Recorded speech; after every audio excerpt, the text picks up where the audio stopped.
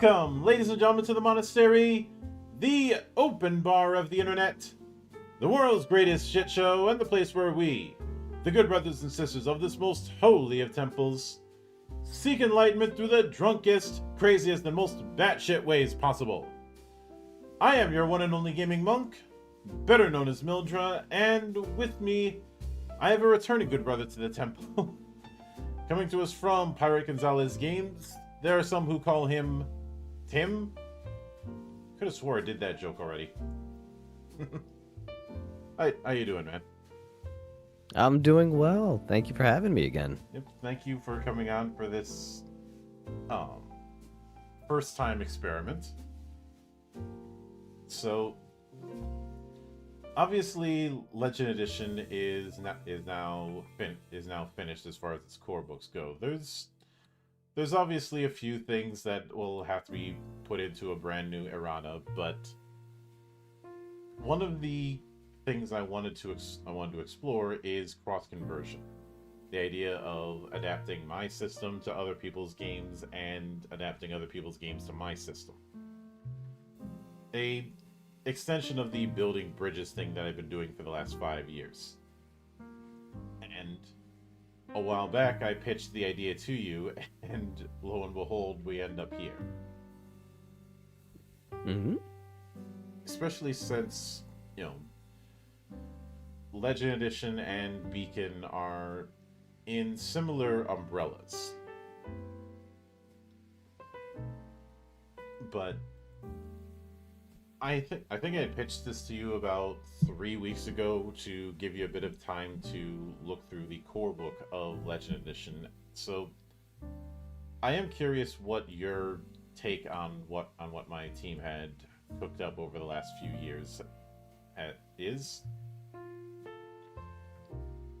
Yeah.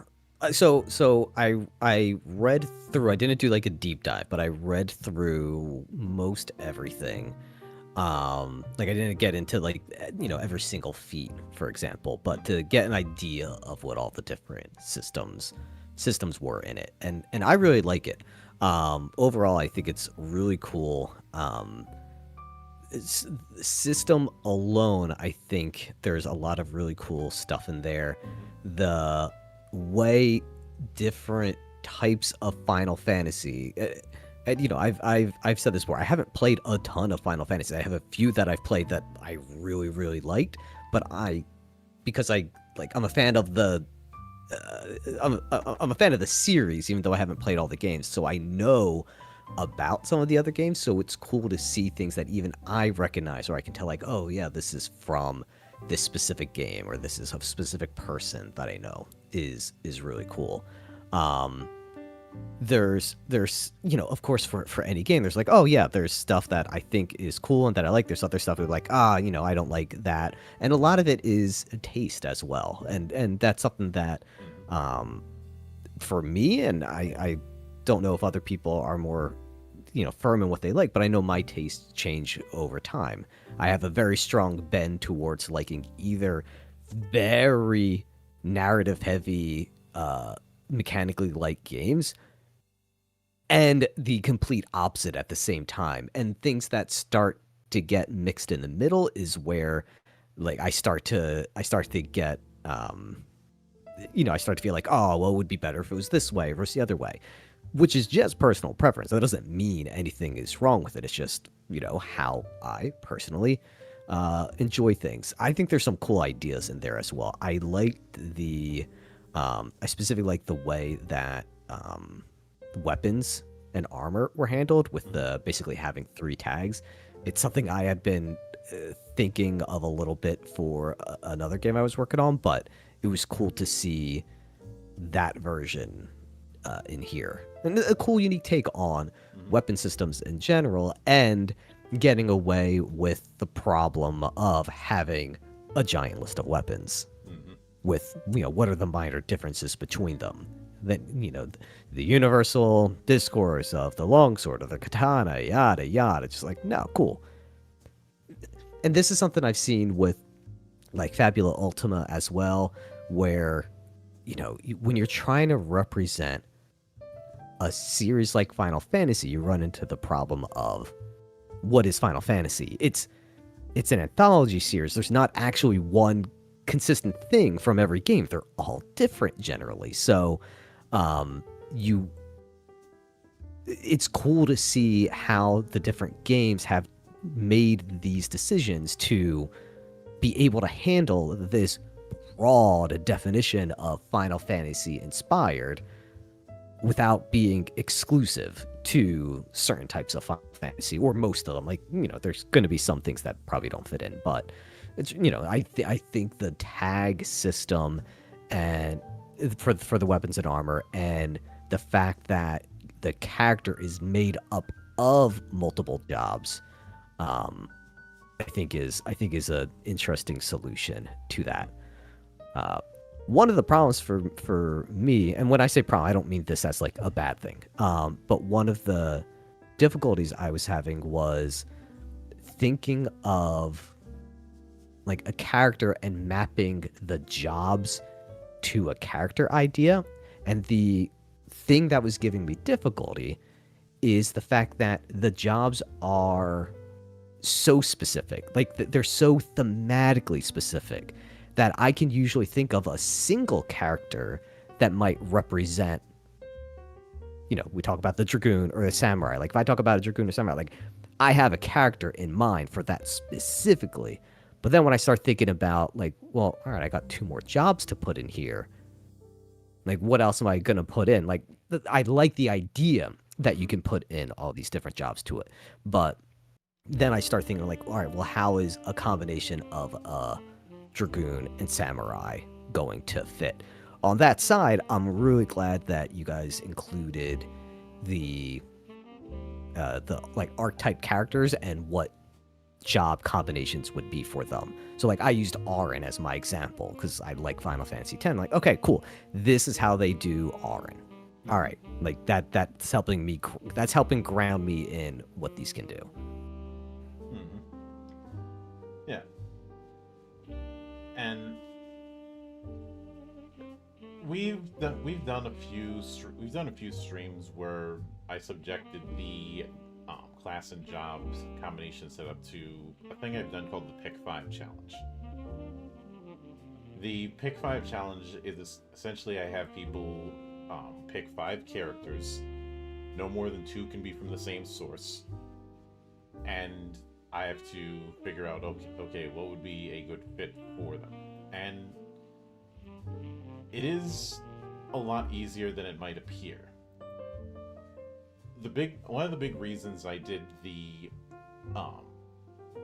jobs as tracks setup is when you look at the way an individual job has been represented, there's plenty of cases where there's something that doesn't quite fit.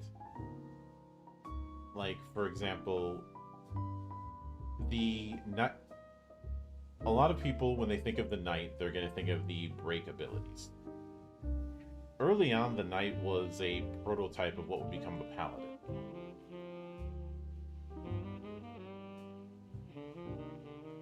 And my attempt to rectify that is having a hyper focus on what each job brings to the table. And there was some pushback for that. For example, the fact that paladins in my system don't automatically get access to white magic as well.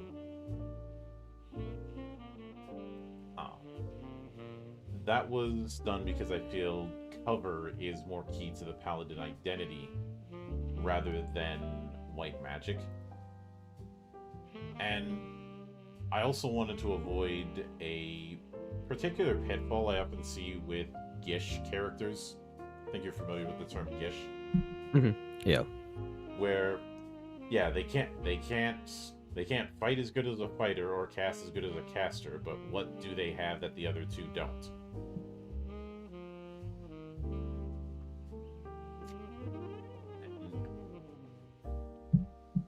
The answer that I've tried to give with that is more about playstyle.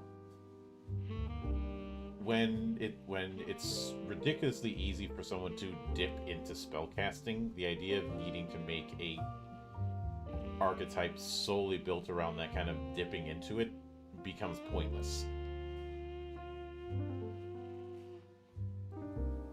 It's for that reason that when I looked at, say, the Magic Knight, instead of doing the whole fighter who could cast, it was more about taking the magic progression and applying that to weapons. Yeah. Uh, and I suppose the big thing that's kind of a adjustment is viewing the individual jobs as divorced from particular weapons. If you pick Dragoon in the system, there's nothing stopping you from using something other than a spear. Yeah. And that's one of the challenges I was having. Like, I can very easily make that separation. Like, I like the fact that if you're a Dragoon, you don't have to have a spear, and that goes back to what I like about the weapon tag system. Mm-hmm. But the drawback for me is because so many of the jobs are so closely tied to a specific weapon or a specific playstyle, like in the games that I'm familiar with, Mm-hmm.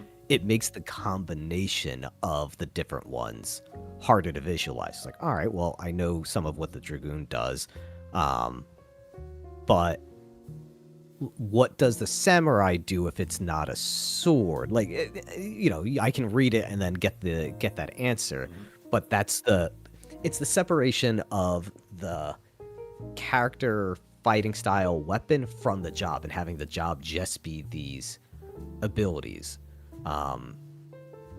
which I think would not be a problem if it wasn't specifically a Final Fantasy thing. And this is a universal problem you're going to have all the time. Is just the expectations people have with something being Final Fantasy. That is a benefit and a drawback in some cases. Yeah, and a lot of my predecessors, especially the ones that I cited in the first few pages, skew towards the SNES era. And my thing was, you've got whole generations who have more of a connection with the PS1 or PS2 or even PS3 era of Final Fantasy. And I feel like telling that particular group of people just house rule it isn't satisfying. No. Uh, and some of them have attempted to put in things like materia, but whenever I've seen materia be used in in my predecessor's work, it ends up feeling kind of like gem sockets in Diablo, which I don't think that's what people are asking for. Yeah. I don't remember what made me go with the whole micro skill tree uh the materia system I have, but I think it's better for it. Because I generally tried to avoid too much granularity in terms of the mechanics around advancement. Hmm. Mostly because oddly enough, one of the big influences for the design philosophy was when I was playing, um, like early slash better Call of Duty entries, and dealing with things like the Pick 10 system or the Build a Class system, where instead of building around a bunch of points, you're building around certain tags, certain bullet points, but but developing an organic play style out of it. Things like the perks when that was introduced in Modern Warfare 2. where the reason you're picking certain perks isn't because of some optimization thing, but rather it fits the playstyle with the weapon that you're going to be bringing to the table. If someone picks scavenger, it's likely that they're going to be using a light machine gun, which is going to be eating up ammo very quickly, so it's best to get more ammo as easily as you can. That kind of thing. Yeah. I mean, it's not perfect. No, if you picked Juggernaut back in the day, everybody hated you.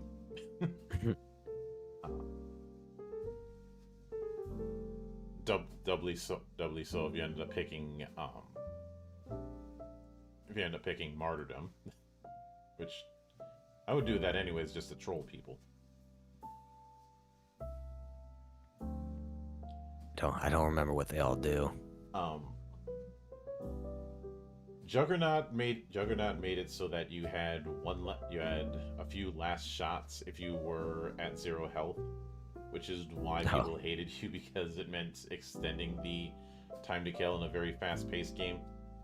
And Martyrdom with basically the equivalent of like a damage gate or a health gate. Pretty much. It's also the reason Last Stand was absolutely despised back in the day. But Martyrdom, the approach was if you got killed, you would immediately drop a lit grenade.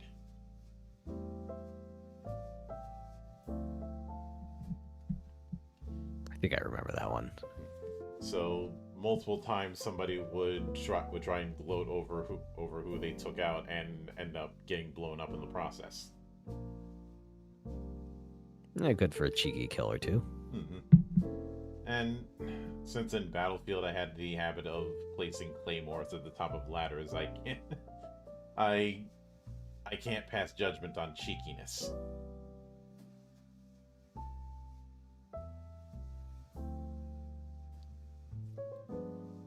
I always knew when somebody hit one of those claymores because I could hear them yelling over TeamSpeak. Like, oh, somebody found one of my mines. I blame playing Bomberman at a young age.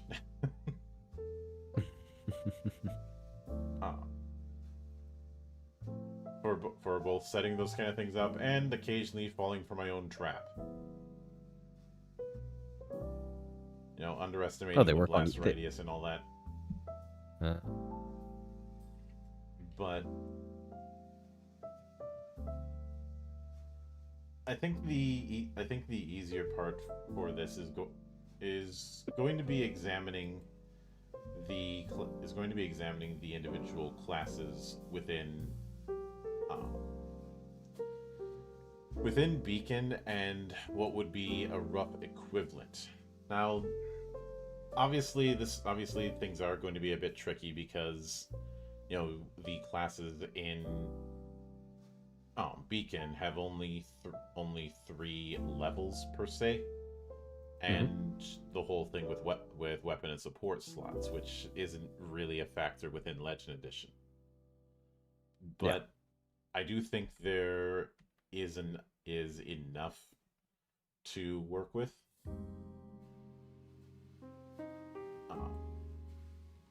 Yeah, and you can in Beacon you've basically got the combination of the job abilities, like the job trait, and then the class unlocks. So trying to see what commonalities there are, we can look at either the traits or the unlocks. Like we don't have to do a match for everything, but some will probably match more closely on like the job trait side, and then others might map more closely on the unlock side, like the abilities you get. Yeah. So I'll start with the Aegis. The Aegis is referenced as a defensive caster that focuses on barriers.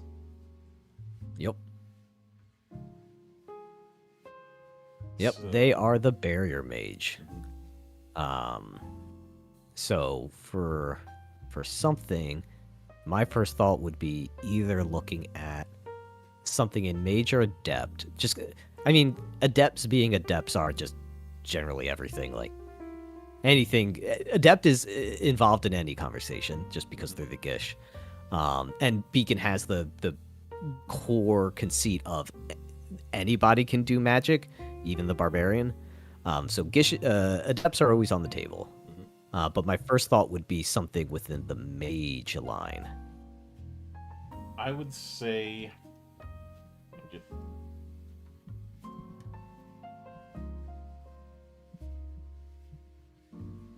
mage as far as class. I can definitely go with. They are at the end of the day a caster. But as far as the jobs, there's two that immediately spring to mind. One of them is actually in the Ultimania guide, and that's the Somonaut. Now, the Somonaut was a late addition, which is why it's in the Ultimania guide. It is an independent job that is heavily inspired by the Sage in Final Fantasy XIV, specifically the Shadowbringers expansion. Yep. It was called Sage in the game, but obviously I can't call it that because I already have a Sage. But the Sage in Shadowbringers had these option like add-ons called Noliths, and very much was technically a healer type job in that game, but focused more on barriers. Yep. You said the word. Barrier. And that definitely fits with this one, especially the way the Somonaut interprets the idea of barrier is through temp HP.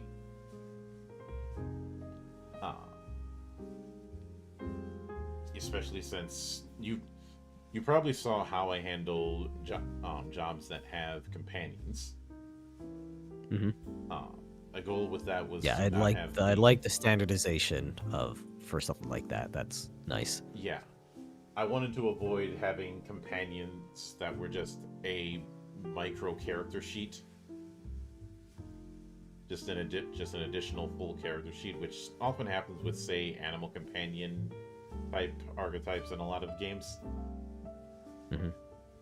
But at the end of the day, when you're doing that, you're expecting someone to handle two characters at once, or sometimes multiple characters, sometimes even more if they're one of those swarm summoners in Pathfinder or something.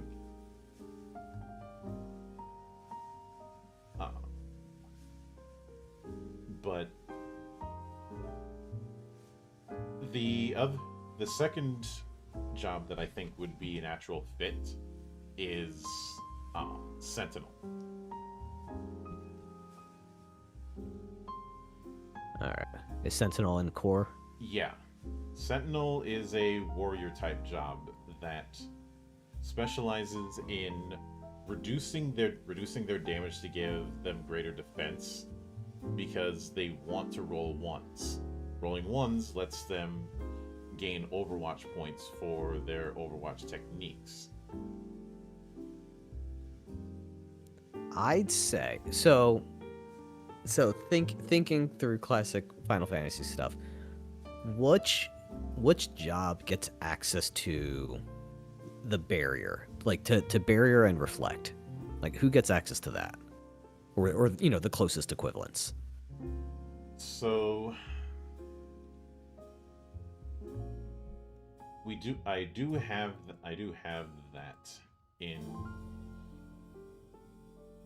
because obviously Protect and Shell are options. Or yeah, sorry, those are the ones I was thinking of. Are they white magic in this?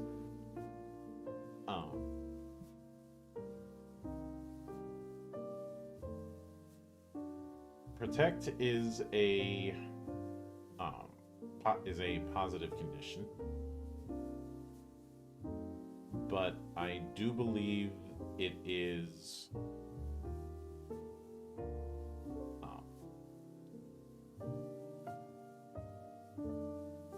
I have to double check it, but I do believe it is a white magic spell.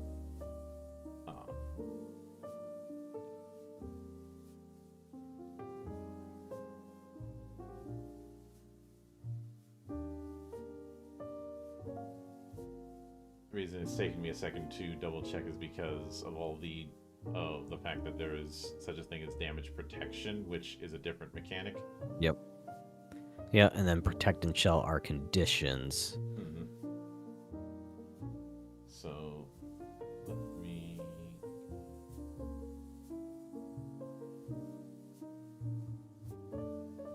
I believe I have that as white magic.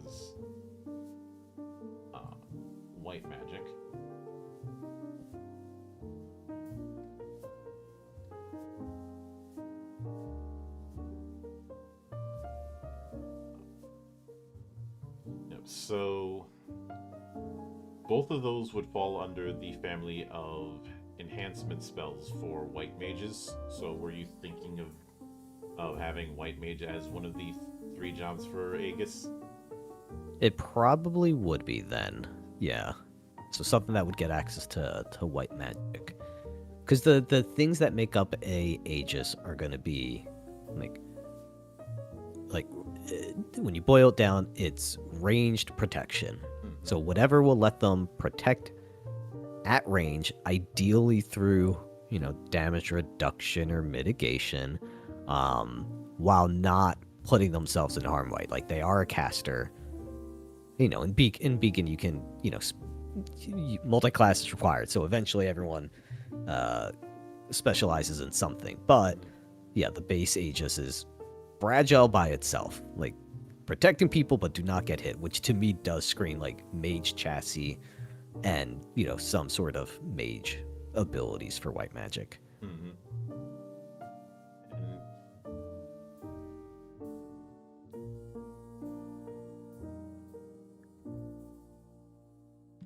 Because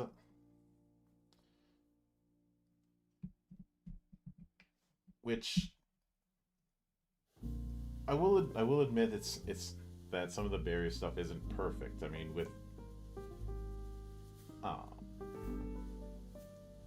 one of the big loops when it comes to the Solmanat is through Cardia and Pneuma. Cardia is a positive condition where when an ally who has it inflicts damage, you get HP back. And you can spend the duration of Cardia to inflict damage through a spell attack. So it is a bit more aggressive than the pure Aegis, but you already said that characters are going to lean multi-role eventually regardless. Yeah. Yeah, so idea when we're doing the mapping, like it would definitely be like what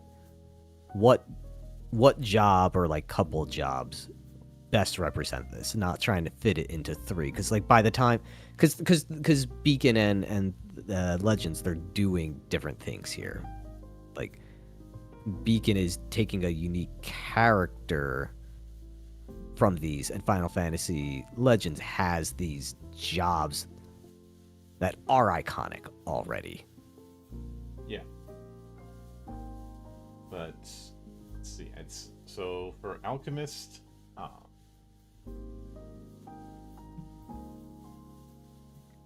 I think the Alchemist is a lot of what Alchemist is doing is on some level covered by the Chemist job. Chemist is a expert class. Is expert associated. Yeah.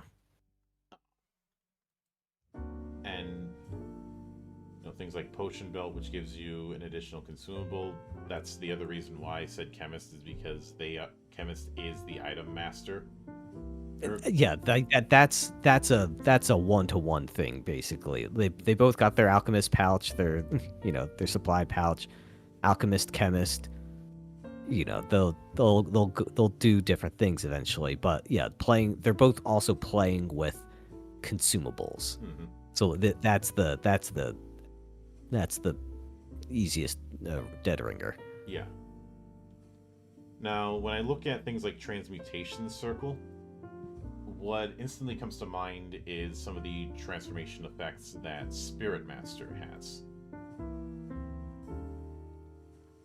Especially the fact that Spirit Master can change who has conditions. It can't get rid of them, but it can move them around.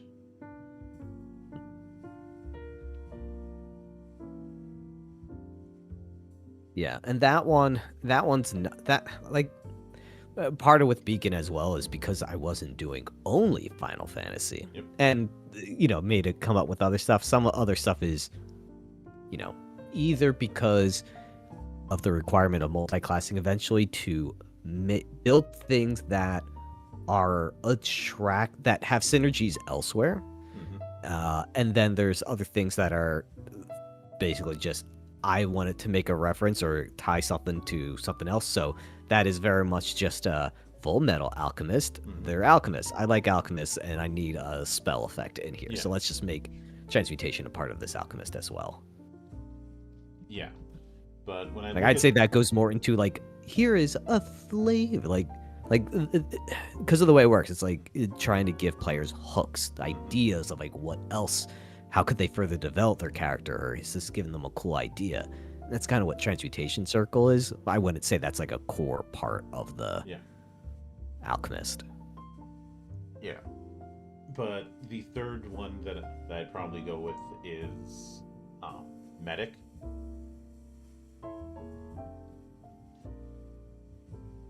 Medic is a non-magical healer. Oh, that would fit then, yeah.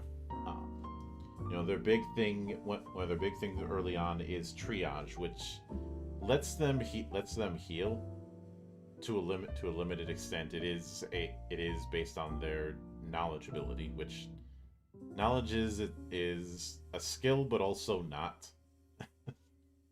as you saw. But the thing about triage is the closer that the target is to max HP, the less effective it is. Yeah, that type of rescue healing. Mm-hmm. Yeah, I had said when I was discussing the visual design of the medic to think of a like a battlefield surgeon.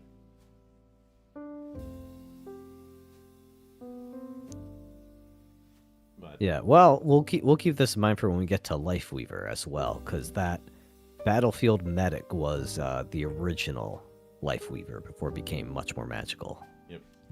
But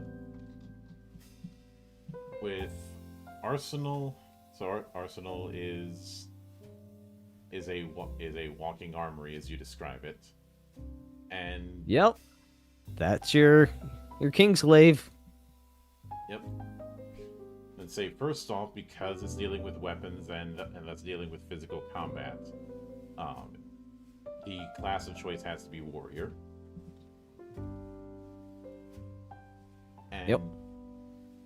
When it comes to its overall kit,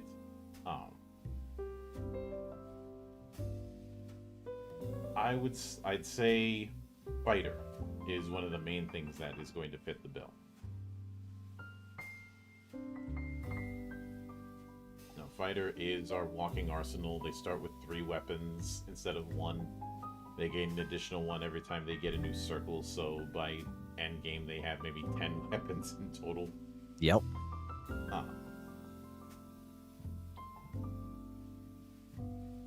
But due to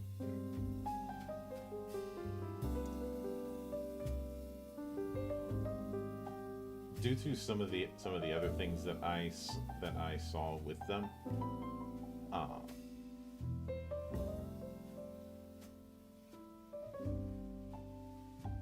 with Armor Guard, it'd be tempting to go with Crown's Guard, but I don't think that would quite match, since Crown's Guard is all about getting a weapon from the Astral Armory. Getting this. Yeah, I mean that's getting into like the difference in how things are represented. So that gets into like flavor versus mechanics. Yeah. Like Crown's Guard is the thematic bit. Like I think at one point its ability was Armature or something. Like its limit break is very much meant to be that. But the mechanic, like the mechanics of it, they're very different in these two games. Yep. That being said, I do think due to things like Gunblade and Mana Siphon, two other jobs that I think would be a natural fit are Rune Knight and Gunbreaker. Yeah, Rune Knight. Gunbreaker. Yeah, the arsenal gets the Gunblade in Beacon, and that alone is enough reason to give it Gunbreaker. The arsenal as like Beacon's closest stand-in to the basic fighter means that it's the most easily customizable into different playstyles as well. Yeah. Like it's a damage dealer, but its base kit even gives you the ability to very easily move into a defender role, even if it's like an off tank sort of thing.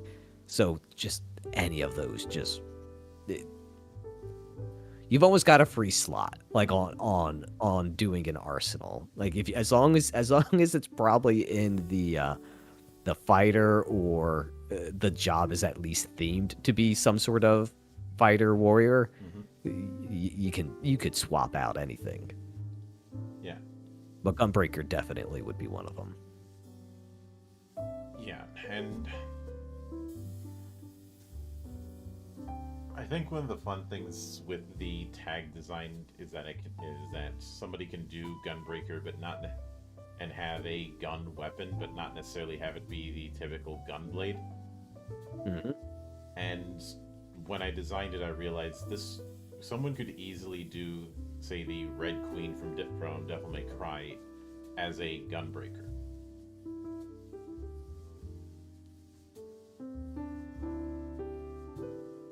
Yeah, you've even called out in the book the gun, the difference between a gun blade and a gun blade. Like, yeah, I was very specific about that because the wiki and several other sources list a lot of the transforming weapons as gun blades, but because of the specificity I needed with this, that wasn't going to fly. So things like the Blazefire Saber that Lightning has in FF13, or even some of the weapons that you see Wu-Tai soldiers have in FF7 Remake, those would be handled by the variable weapon enchantment, which is something anybody can get.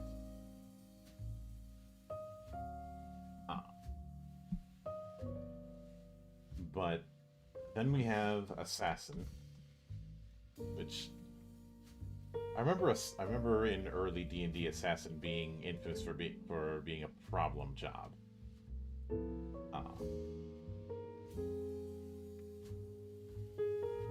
But given the approach that it's going for,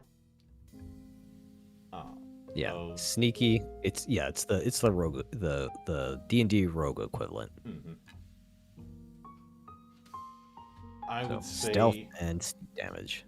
I'd say expert is the class that would most fit. Yep. As far as jobs, one of them would be covert ops. That's right.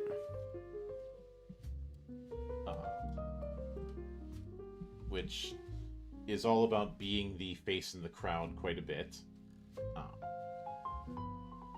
I have called it the Turk job, but that's just to get people's foot in the door.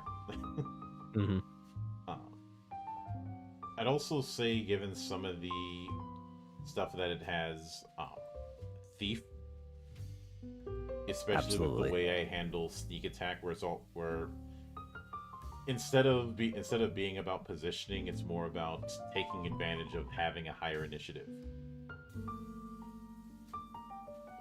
Yeah, those were the two I was thinking right off the bat. Hmm. And as far as the third one, I would actually say Weapon Master. Why Weapon Master? What is the Weapon Master? What's their shtick? The Weapon Master is the polar opposite of Fighter thematically. The Fighter is a walking arsenal. The Weapon Master is really, really good at one particular type of weapon. Uh, This is represented by the fact that their draw out feature grants additional effects to their weapons tags.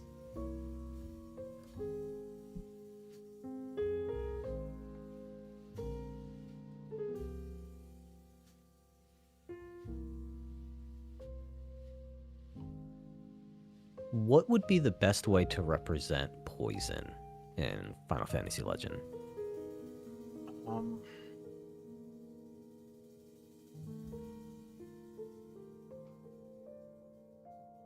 Like not poison like a status effect, but like the idea of poisons. Like, poisoning a blade or different type of debuffs that you could put. so there's a few Oh, ways. the breaks. The breaks could be a way, right? The breaks could be one way. Another potential way is the curses with Arcanist.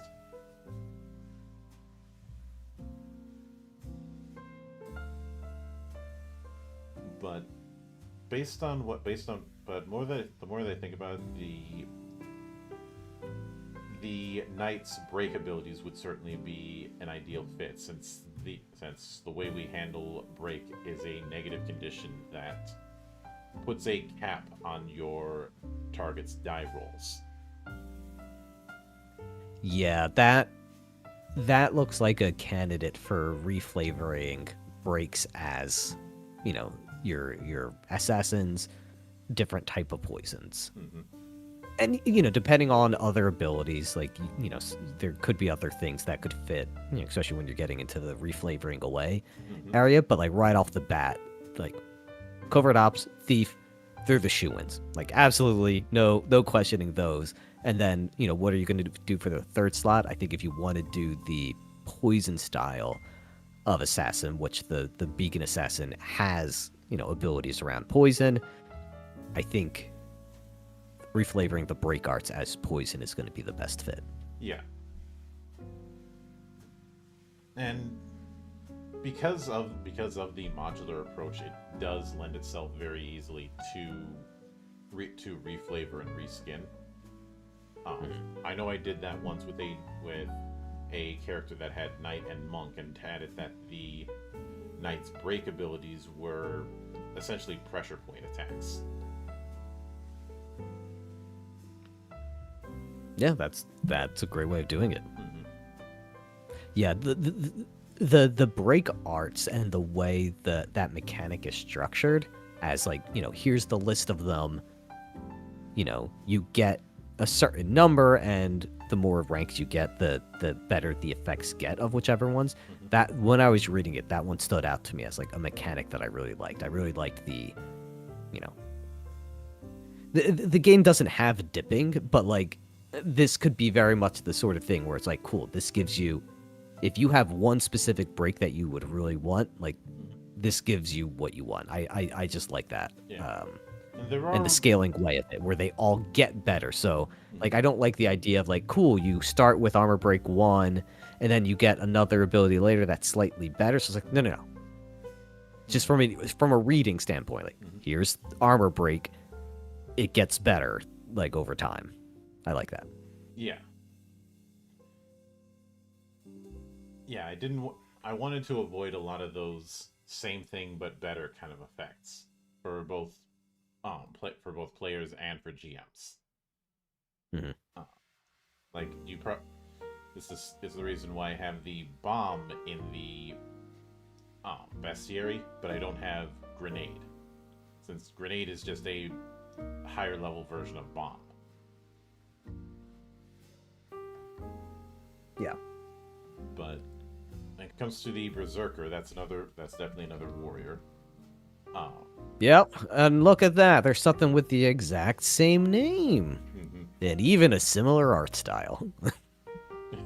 Yeah, even I do like the fact that my artist gave the berserker we have a behemoth fur.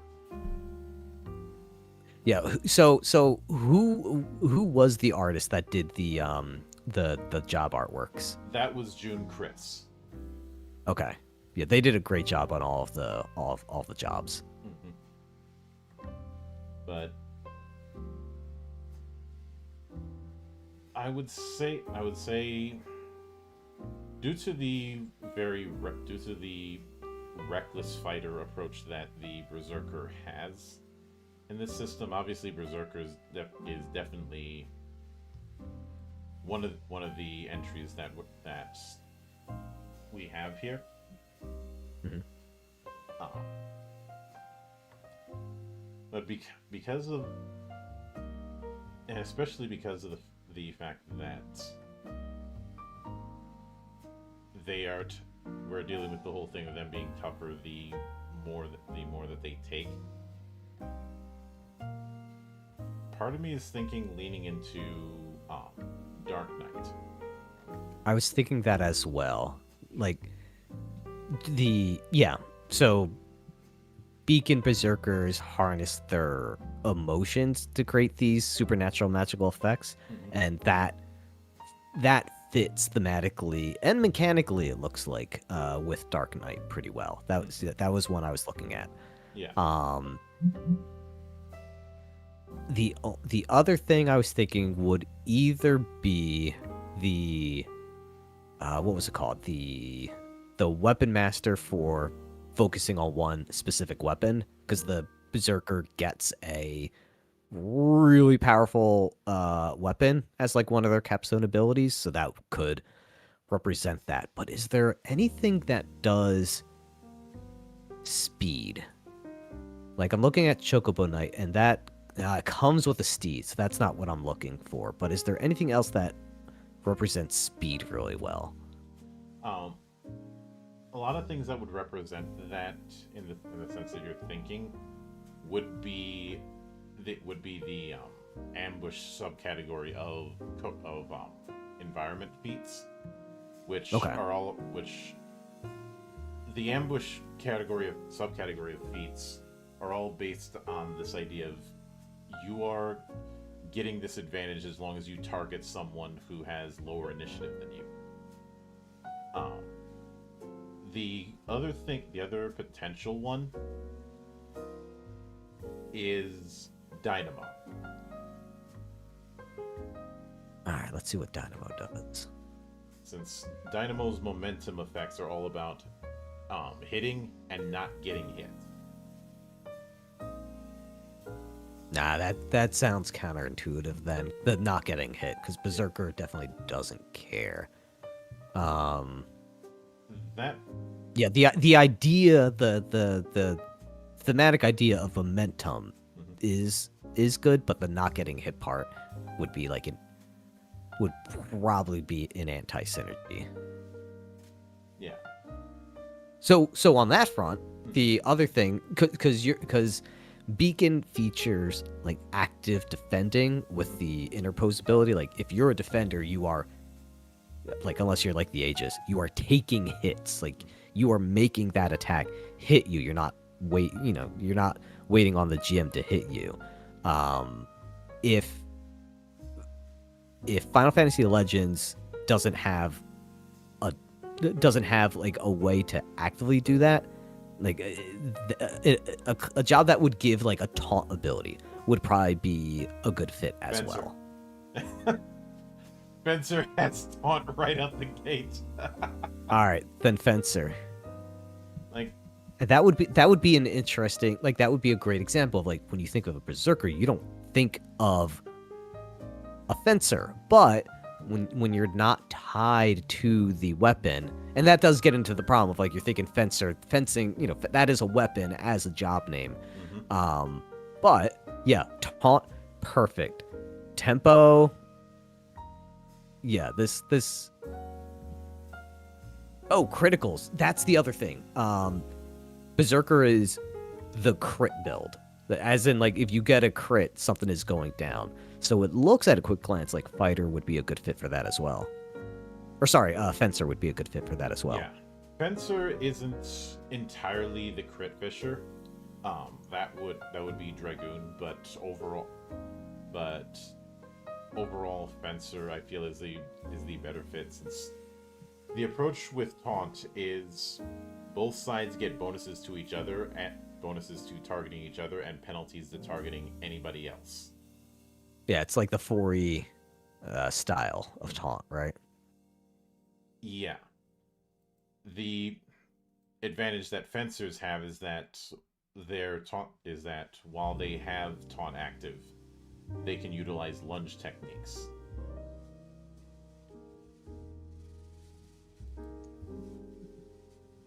Yeah, this works very well, I think. Yeah, get that as the third one. Yeah. And I think you've got a good berserker. So with Chronomancer, let's get the obvious out of the way. Hi, mage. This is a mage. Yeah. Let me get the other obvious part out of the system. This is doing Cosmic Mage. Yeah, because Cosmic Mage is the one that has the time magic, right? Yep. Yeah, there we go. The first line after the picture, sometimes called time mages. There we go. And so that's when it gets to difficult for me. Like when I find something that, when the beacon job is, it does a one thing, which is mess with time, and then you've got a very easy mapping to legends. Like, should I call it Legends? Should I call it Final Fantasy Legends, the full name every time? We usually go with FFLE.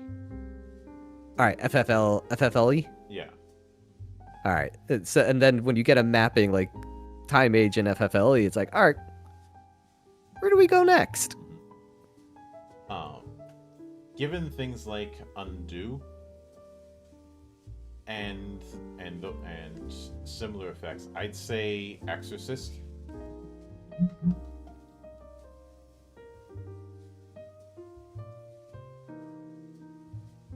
Where's Exorcist in? Exorcist is a independent. All right, here we go. And their whole thing is being able to undo damage or redo damage. That perfect. Yep. And I can give you, if you don't have it already, I can give you what I think the other one would be. What? Oracle. Yeah, I can see Oracle. And especially because Chronomancer either has or it's getting in the next expansion I give. Is it in Prismaxia? No, so in the next book I'm planning, there is going to be a Chronomancer alt job for Oracle. So having that in there already, I think, fits it really well. Yeah. So when it comes to Demon Hunter, Dark Knight. Yep. This has got Dark Knight written all over it. Its weapon of choice probably has Bane Demon on it. Oh yeah. If it's going with so, like, all right, items. so yeah, so taking a step back for audience, Demon Hunter and Beacon is the Illidan Storm Rage. Like become the monster and use that to fight your enemies, with specifically it being demons. So they take stress and use stress, which is one of the like health mechanics in the game. So Dark Knight we talked about already. Right on. That fits. I would also say, given the whole transformation, um, Hmm. it was tempting for me to go with Nightmare, but this isn't as flexible with its alt form. So instead, I'm gonna go with one of the yokai jobs. In this case, because of the setup we have here, go with the yokai Diabolos. Yeah, yeah, yeah. Yeah, the yokai is a great fit for that. Because I was thinking, because I was thinking like do monster stuff, blue mage, but not really. Mm-hmm. Like blue mage is a special thing. Blue like that's its own special thing. But you're right, yokai is a really good way to handle that Mm-hmm. that monstrous transformation. I like that. Especially since there are still rules you have to follow when it comes to yokai forms. As you probably saw, there's certain Yeah, I read actions. the yokai stuff. I like that those mechanics. The what is it? It's like something action or like type of stuff you can't do. Your restriction.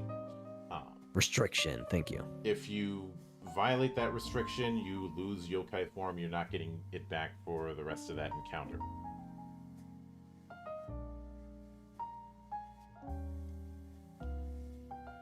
But when you right out of the gates with becoming Diabolos's avatar, you get dark as an innate spell.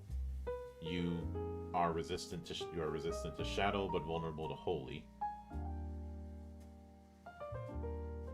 And just going further from there, I know I know Diabolos often has gravity spells. Gravity type spells were one thing that had to get cut because it didn't fit with the sliding design of how we do spells when things like Demi or Gravisha always do a set percentage of damage. Hmm. Um, and it's one of those things that just didn't fit. So Diabolos got shifted to being the representative of the shadow element. So I wanted a summon for each element. And Hades, which sometimes has had shadow damage as its summoning effect, got shifted into being the debuff king of the Eidolons.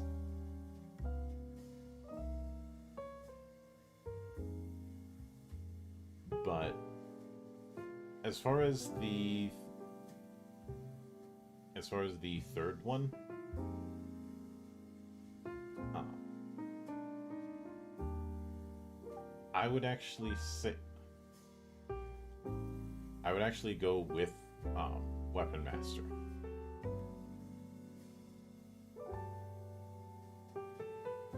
Yeah, I was thinking.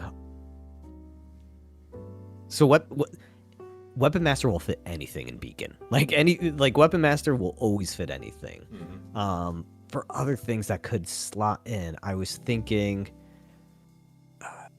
Gambler could thematically fit for the pushing your luck sort of style and the risk taking style that Demon Hunter has, but not really. It's not a great fit, I think. Um, I think instead Arcanist, especially given the whole playing with fire thing that Demon Hunter is doing. yeah, that's a good one. Because the other thing I was thinking of was something like Monk, specifically because it had a Mantis style, and Demon Hunters get a Mantis blade. And you could represent the different monk forms as demon, like basically the demon aspects that you've taken on or something like that. I was And then tempted. Dervish also, just because Demon Hunter is one of the ones that make a lot of attacks, but there's other beacon stuff that I think would do better with Dervish than Yeah. Demon Hunter. But you're right, Arcanist is a good one as well. Mm-hmm. There's a few different ways to represent that, the kind of dark sides of the Demon Hunter. I'm also liking how these are going, where there's usually 1 to 2 that are immediately obvious, and then the third one is usually like, cool, what flavor of underlying class do you want to do? Yeah. So with Demonologist, I think this is going to be another mage. Mm. Um,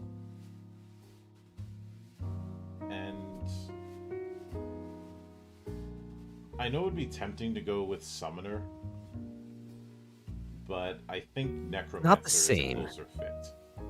Yeah, Necromancer would be the right type of summoner. Unless Beastmaster... No, Beastmaster, you get a companion. No, different, wrong thing for Beastmaster. Because it's basically, it's a summoning class, and it's a expendable summoner class. So Necromancer is the right fit for it. It's also the Warlock stand-in, so Arcanist also looks like it would be a good fit. Oh god, yeah, you've even got Agony and Sacrifice as ability names. Those are exactly in Demonologist. Mm-hmm. Pretty much. And as far as the third one, I would say that I would actually go with Ravager.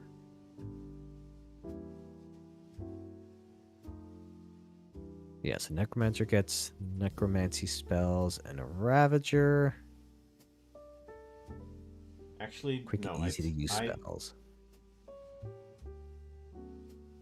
Yeah, Ravager can do rapid fire spells, but the more that I think about it, the more I'm not 100% on that. Instead, this might be a bit of a stretch, but Illusionist. All right, let's take a look at Illusionist. Because illusion magic relies on veils, where you have to set up spells in advance. Someone who's playing that kind of summoner type of build is putting a lot of time on the setup and follow through.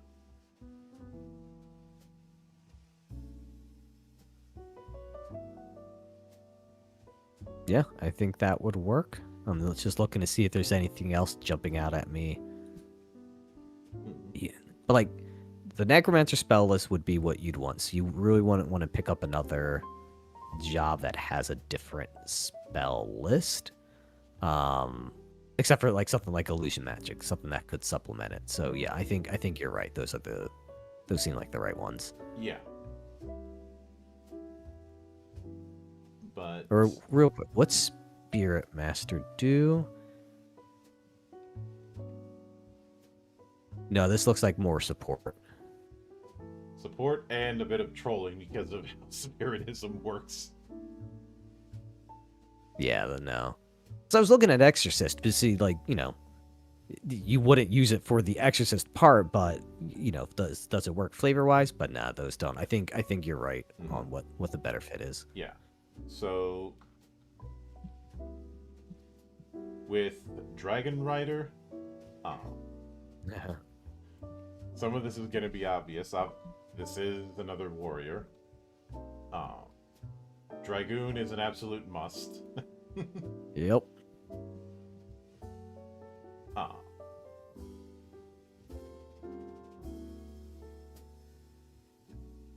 But I would also say Chocobo Knight. Yep, that's the other one.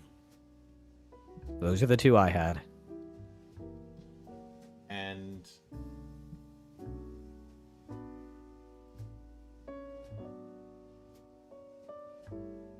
I would say Beastmaster.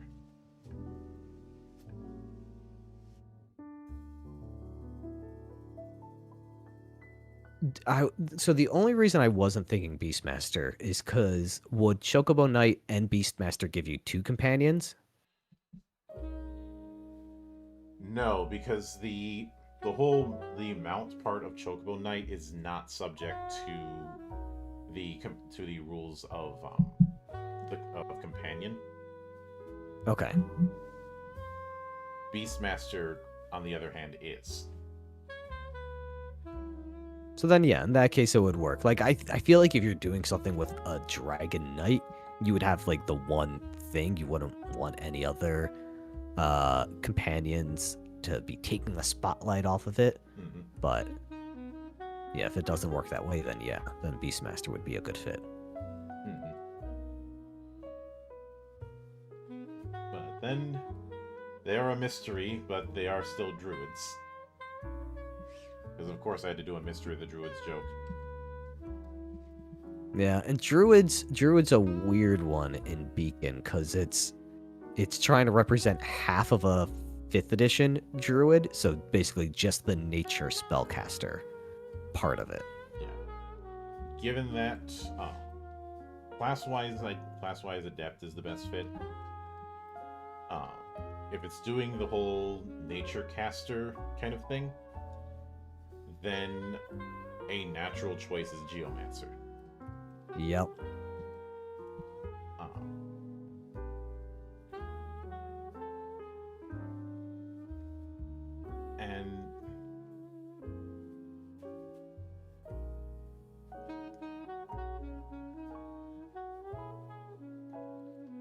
And because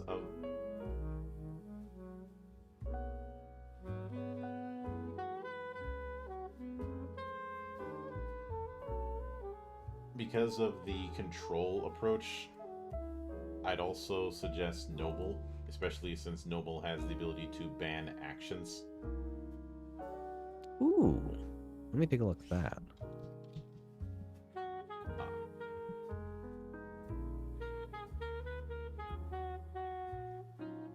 Yeah, that's a cool way of doing that. I like that. And then I was also thinking Beastmaster. Yeah. I'm reminded of when someone had asked me why I didn't put a ranger job in Legend Edition, and I basically said everything that the typical D&D ranger could do, or even the ranger in FF11, is handled elsewhere. Yeah, those weird ones, like 5th edition, like the Druid, the Rangers, where they're combinations of things, seem easy to represent here. Like, cool, Sniper, Beastmaster. Like, when it takes these things and breaks them down into smaller individual components, it makes it easier to take those complicated, or, you know, those classes that are very clearly doing multiple things and kind of rebuild them again. Mm-hmm. But then we have the Equinox. That is my Black Mage. Yep. My Final Fantasy XIV styled Black Mage. And I was looking, because that's what I main in Final Fantasy XIV. Mm-hmm. So I was trying, that was one of the things I had in mind of, like, how would I do this in FFLE? It's like, yeah, Black Mage right off the bat, but what else? Although, given that you stated that you were drawing on the FF14 Black Mage, let me give you a bit of a pitch, and that is Scholar. Which one? Scholar. Which one's that under? Scholar is a mage type job, and it does get access to 2 spell lists, but more importantly, has access to duality, so you can cast spells astrally or umbrally. There we go. Said the words. Mm-hmm.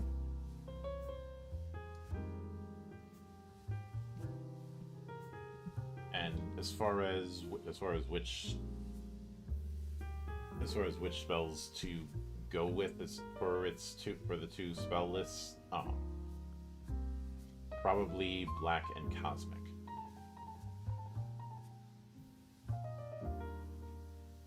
Yeah, I mean, it's gonna just pull from whatever ones are explosions. Is what the beacon equinox is Yeah. gonna do. So whichever ones are gonna give it the most explosions, it's done. And black and cosmic certainly have that in spades, far more than illusion, necromancy, or white magic. Yeah. Uh, there's also the fact that that Scholar is the castiest caster because of things like Grimoire, where if you're picking mage, you're already getting more spell slots. If you have Grimoire, you're getting even more of them.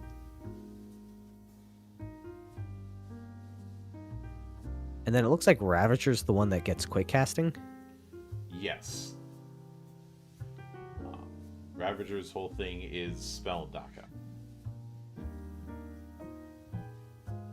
Yep. And Equinox gets quick cast, so that seems like another spot to match. Yeah. And as far as the third entry,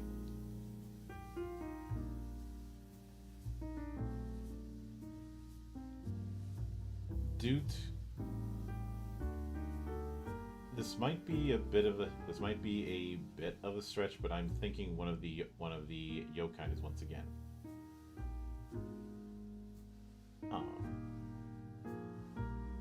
This time around, Cerberus.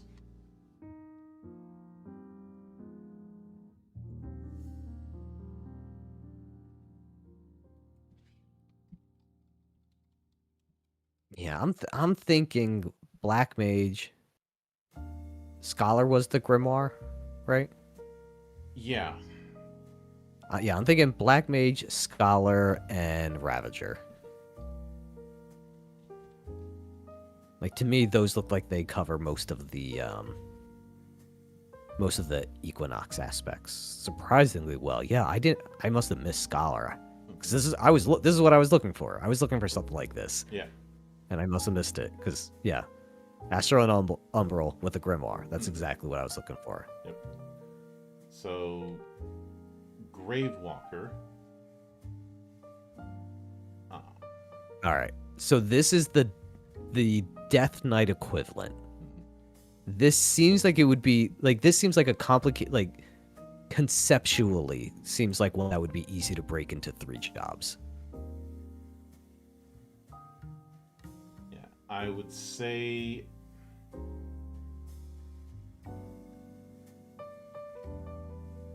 when it comes to its particular setup,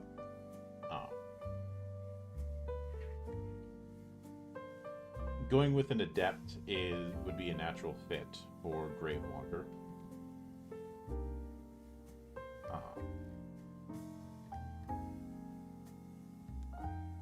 And one of the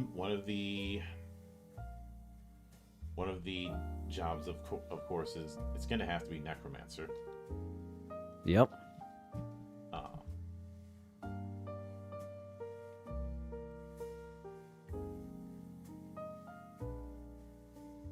I would say as far as the others,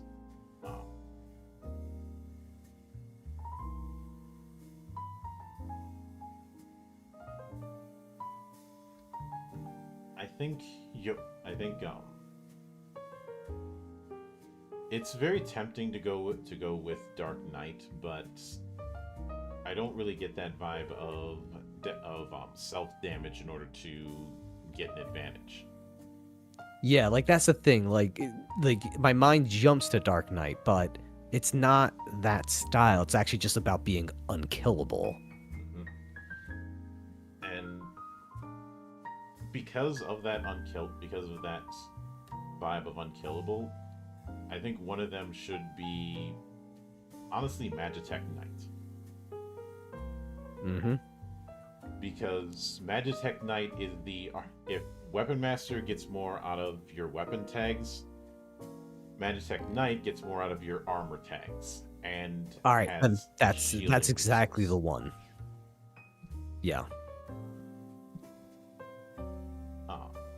And because of the And then what about yokai? the thing with yokai is obviously it is yokai is the only job that can be taken more than once. You're just picking different ones. Yeah. Of the ones that are available, I know it'd be tempting to go with Diabolos again, but I don't think Diabolos would fit. About Hades. Hades, especially given the debuffs and the fact that as an avatar of Hades, your attacks are always treated as if they have the swarm tag, which swarm basically has it that if you miss, you deal half damage, but it doesn't proc. So things that would trigger on successful attacks don't trigger because you still missed.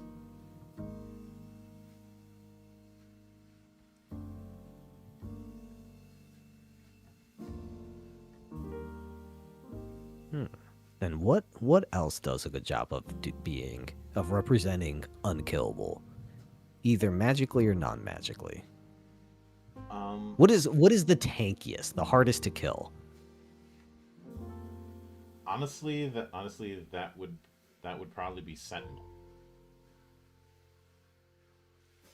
because of the fact that you have the whole thing with Sentinel techniques, as I mentioned before. You have the fact that AOE they get damage reduction. They can get damage reduction 2 against AOE attacks, and damage reduction and vulnerability is significantly powerful in this, because it is maximizing or minimizing dice instead of just adding or subtracting to the total. Yeah, and they've even got an ability called Tireless, which just, at a quick glance looks like it makes them harder to put down the lower their hit points are. It has it that you're treated as having Protect, and that Protect can't be dispelled when you're below 25% HP. And Protect gives you damage protection X physical. Anytime that it's X, that means all physical damage is rolling ones.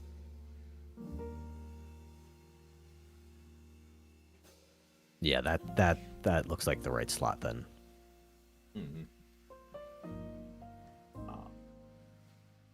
So then Gunslinger. I know it would be tempting to go with Sniper for Gunslinger, but no, Gunslinger is most definitely Dynamo. Yeah, especially because this one, the Beacon Gunslinger, it gives the options to be like a close range. Mechanically, it plays around with the reloading or loading tag mechanic, so it can easily spec into the long range sniper or the close range, gun kata thing. Which, hey, Dynamo has gun kata. Yep. Dynamo was called Gunner at one point, but we retitled it Dynamo to avoid weapon assumptions. But I would say Dynamo. I would also say Dervish. All right, if we're going for like the close range version, then yeah. Because I see Curve Ammo. I immediately think of the protagonist from Wanted. Aim with heart. Yep. The Stephen King Gunslinger. Things like custom ammo, there's not really a job that does that because there's specialized ammo available as consumables. So, given that, probably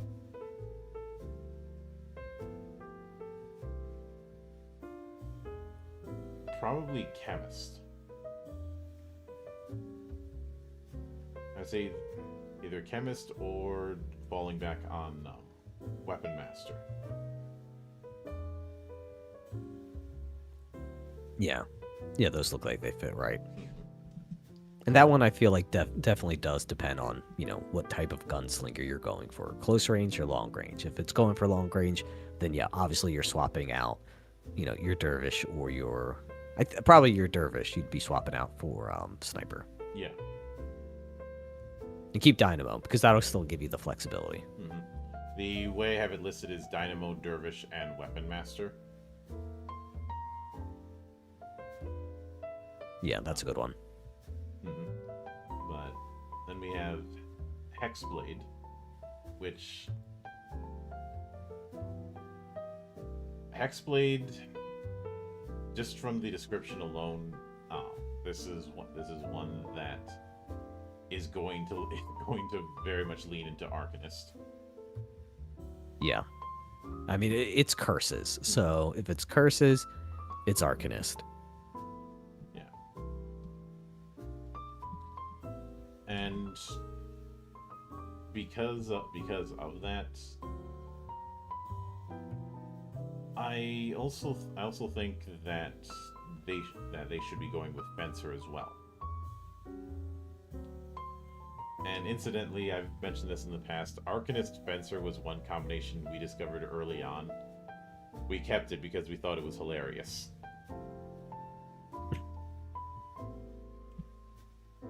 Yeah, yeah, that's a good fit. Mm-hmm. And then what will we do for a third? Does Arcanist get spells? Yeah, it's a mage, right? Arcanist is a mage, but it doesn't get spells. It gets its curses. So how many curses does it get? Yeah, that's a good amount. You know what? I like the idea of building the Hexblade without having a spell list either. Like, very clearly, it's magical, but doesn't do spell list stuff. I like the idea of building it that way. Yeah. I'd say for the third entry, Magic Knight.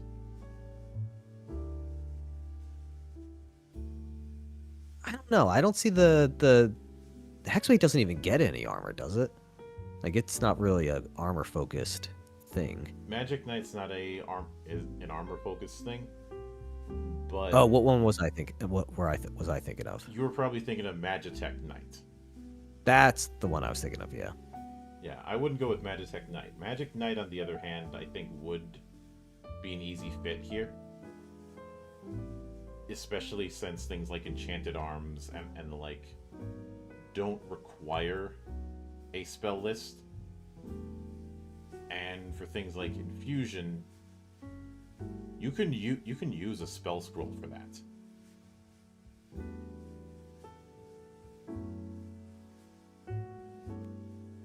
Let me throw a curveball for you. Mm-hmm. Because, the idea of it is... Because otherwise I would have gone for Weapon Master just to, like, hone in on that blade part of the Hexblade. Like, Arcanist does the Hex. Weapon Master would handle the blade part of Hexblade. But what about Rune Knight? That's an interesting choice, especially since Rune Knight is a dedicated anti-mage. Yeah. And, like, Beacon doesn't, like, really have, like, an anti-mage, like, as a class. But I feel like the rune, like, that playstyle could also work with, like, what hexes do. Now, I don't know if there's built-in anti-synergy with the Rune Knight starting at 0 NP. I'm not sure how much NP the Arcanist uses or needs, but... The Arcanist doesn't use MP for its effects. Well, good. And of course, with Rune Knight, the amount of the cap on MP is not going to be as important because any MP that you get is temporary, so you're not keeping it after the fight. Mm-hmm. Uh, Yeah, and it looks like it does a lot on like weapon strikes as well, which the Hexblade does or is meant to do. yeah, and things like return magic are going to always be particularly nasty. Yeah. Because my thought was either Rune Knight or is it Crownsguard that has the soul weapon? Yeah, so it was either that or Crownsguard for the soul weapon, which Beacon Hexblade has the bound, the soul bound weapon. Mm-hmm. But then there's Nightmare. There's our Dark Knight. Mm-hmm. So Dark Knight's definitely one of them.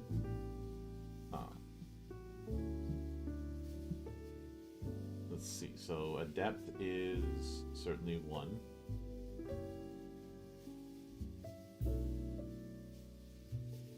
I would.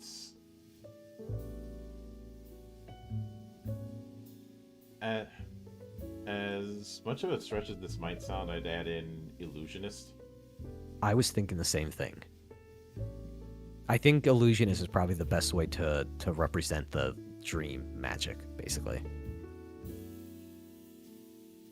And as far as the third one,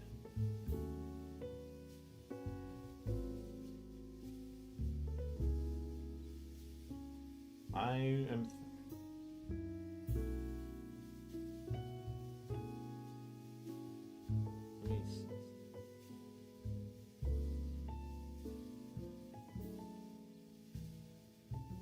Part of me is thinking Avatar Odin.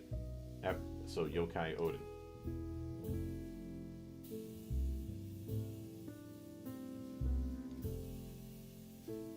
Especially since things like Weight of Inevitability remind me of Sangetal, which is a gradual crit fish.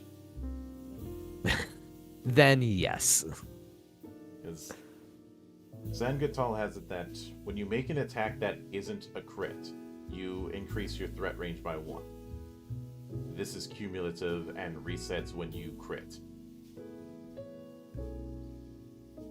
Oh yeah, that's a good one.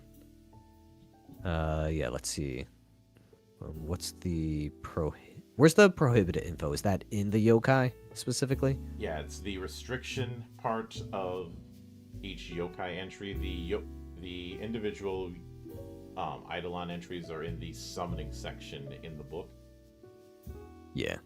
Because each of those entries is covering the Eidolon actions for summoner and the yokai circles for yokai. Listen, you guys had good hyperlinking in this, but you don't got the hyperlinking on the yokai to Eidolon section. Killing me here. Yeah, but let's see. But then with Lightweaver, that very much seems to be your white mage. Yep. White mage plus. Should we add in medic? Because I know what it did, but is there overlap there, or is medic made redundant if you've got white mage? No. Then yeah, I'd do both of those. Let's put it this way: the Lifeweaver is in some cases only the heaviest healing class, like all in on healing. Mm-hmm. So the 3 jobs I'd say is whatever do the most amount of healing. White mage, absolutely. Medic looks like it works thematically and mechanically. Mm-hmm. And I'd say for the third entry, Spirit Master. Okay, what's Spirit Master do? I already mentioned Spiritism, which can be a bit of a troll move, but also granting magic and elemental damage reductions. Yeah, this is great. And Spiritism, yeah, works with the shared suffering idea. That's good. Yeah, I like that. Mm-hmm.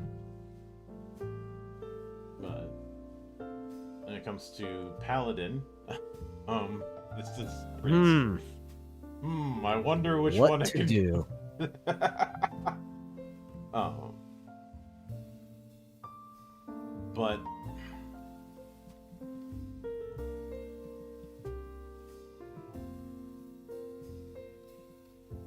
definitely.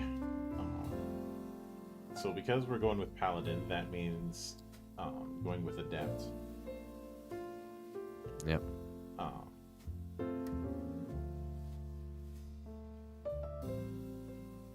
so Beacon Paladins have auras for, passive buff stuff. What would be an equivalent in FFLE? So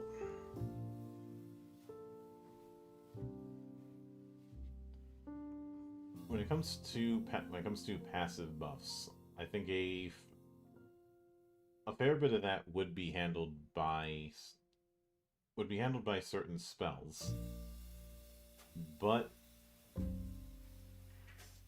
I think one of the yokai be an easy fit.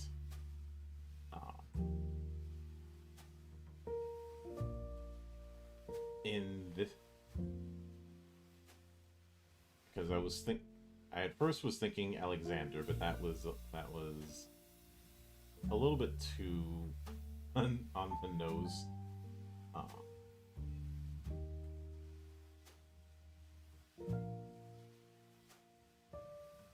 Actually, I think I may have something. I mean, it is, on the nose is what we're looking for. yeah, yeah. We're not doing a nuanced analysis of the motivations behind the characters here. We're doing what peg fits into the paladin shaped hole. Mm-hmm. So, given the whole thing with auras, I'd say one to lean into, even if it isn't a direct fit, is general. That'll do the leader type thing well. Yep. Yeah.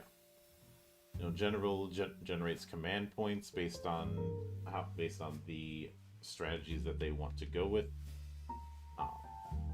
You have strategies which are one-time techniques that they can prepare at the start of an encounter, and tactics which can be utilized through command points. So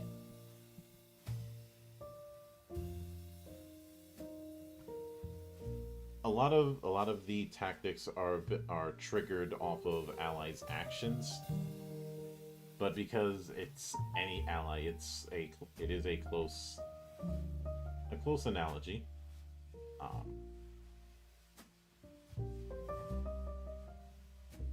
Actually, and as odd as this may sound, I think a third one to go with would be Squire.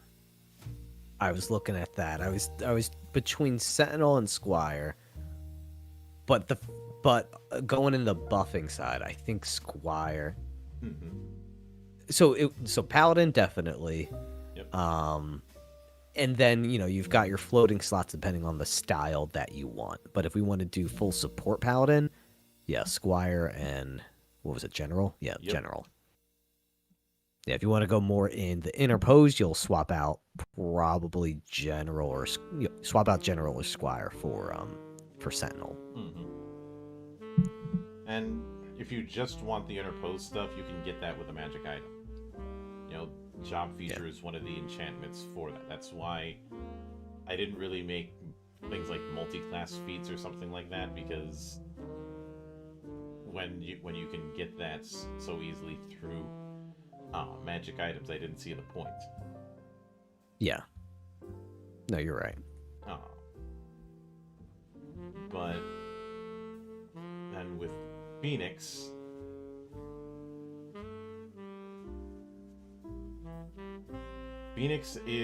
definitely seems like one of your blaster casters. Yeah, they're the pyromancer. So I'd say mage is their class of choice. Mm-hmm.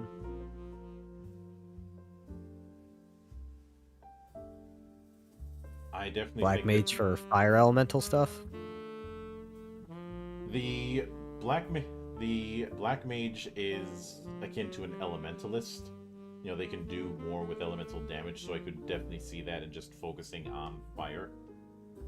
Yeah. Does anything do like if you want to focus in one elemental type, like excluding, if you want to focus on one elemental type, like fire, I know earth maybe has geomancer, but if you want to do fire, would there be anything that lets you do that well, or would that be like into like yokai, Phoenix obviously, or Cerberus or something? Yeah.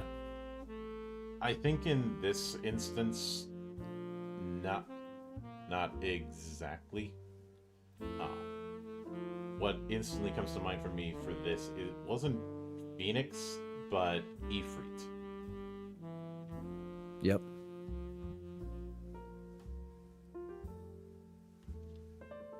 Ooh. Love Ifrit.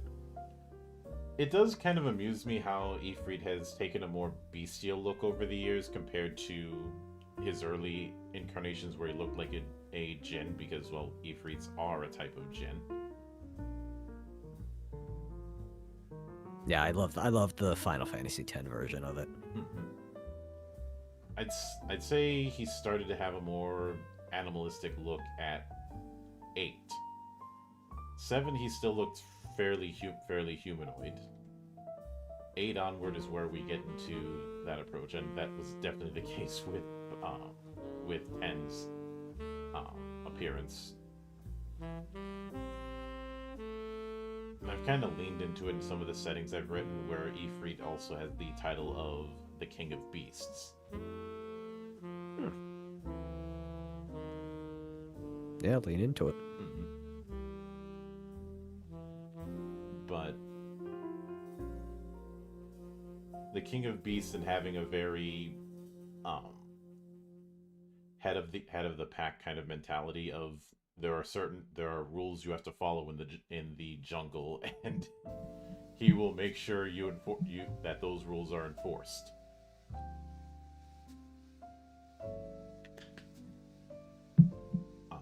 But as far as the third entry, Ravager. If we're talking blaster caster, Ravager is a quintessential blaster caster. Yeah. It may not be able to do the highest rank spells with it, because Spell Flurry caps at 3rd rank. But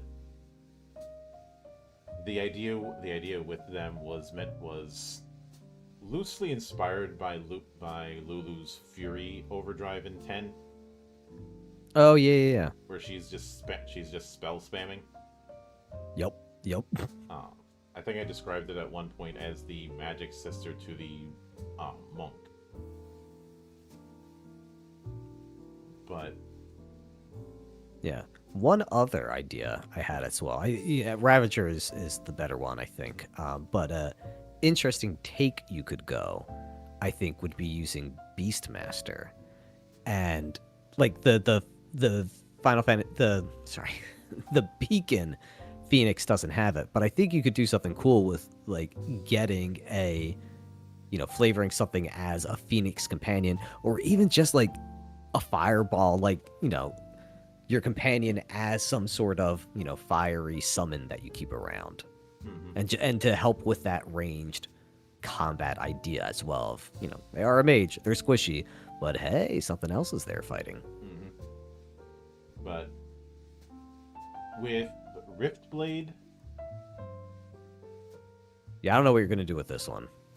so yeah, this is going to be a tricky one, but I think it's doable. So Beacon Riftblade is portals. Okay, Kingsglaive is a must. Okay. Because a lot of the warp striking abilities got moved over to Kingsglaive. A lot of the link abilities that you saw in FF15 got moved to Crown's Guard. Yeah, Kingsglaive is the better one, yeah. Mm-hmm. Now, Kingsglaive is an independent, but see, as far as the other thing that I'm seeing with them,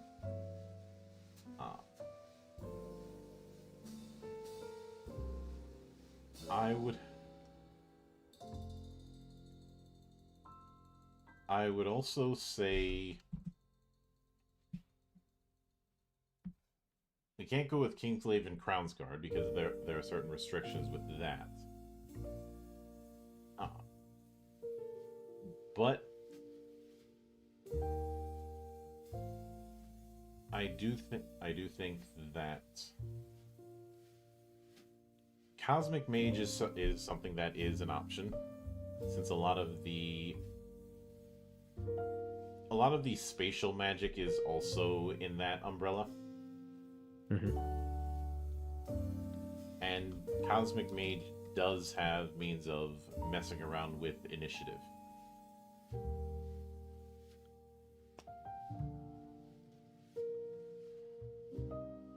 Another idea. So they also get like a really long range weapon that could lend themselves well to sniper.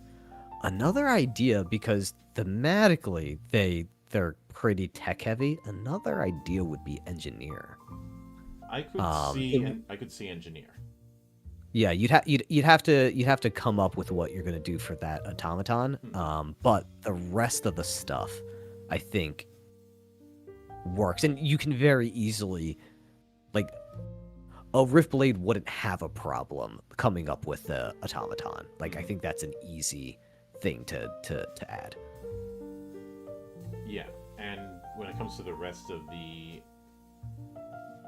engineer's kit, and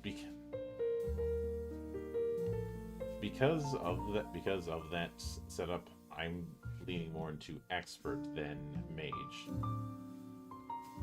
As far as the they're not really magey. Mm-hmm. Like, not having a spell list or something would fit. Yeah, but things like backup weapon, you can have it that they are pulling up a backup weapon out of the rift. Mm-hmm. They have a lot of support slots in Beacon, so that's also something they do. Yeah, so it definitely tracks. But then Rhyme Guard. That one, we're gonna have to go mostly on.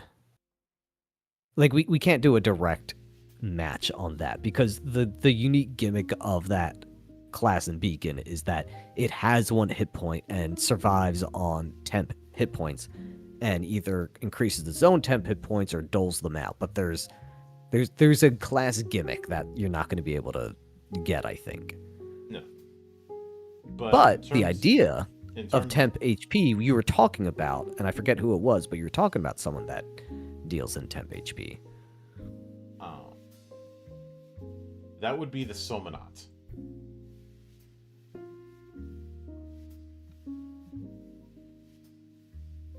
Especially since one of the key things that it can do is at higher levels is convert temp HP into full HP. Yeah, I think that's a good fit for one of the slots. Yeah. Yokai of Shiva is a bit obvious, but sometimes you got to go with the obvious. And some of these really fit well with Yokai, like the flavor behind the Rhyme Guard is they don't like their body is dead, like they are almost like a frozen undead, Hmm. a sliver of ice in their heart. So that type of stuff fits really well into yokai instead of just going like, well, it mechanically fits. Like, no, that fits narratively and mechanically. Hmm. But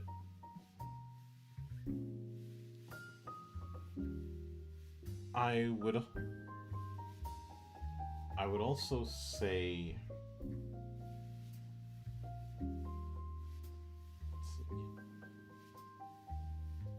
given some of, I feel like there's one that I feel like is yelling at me that it's a natural fit, but I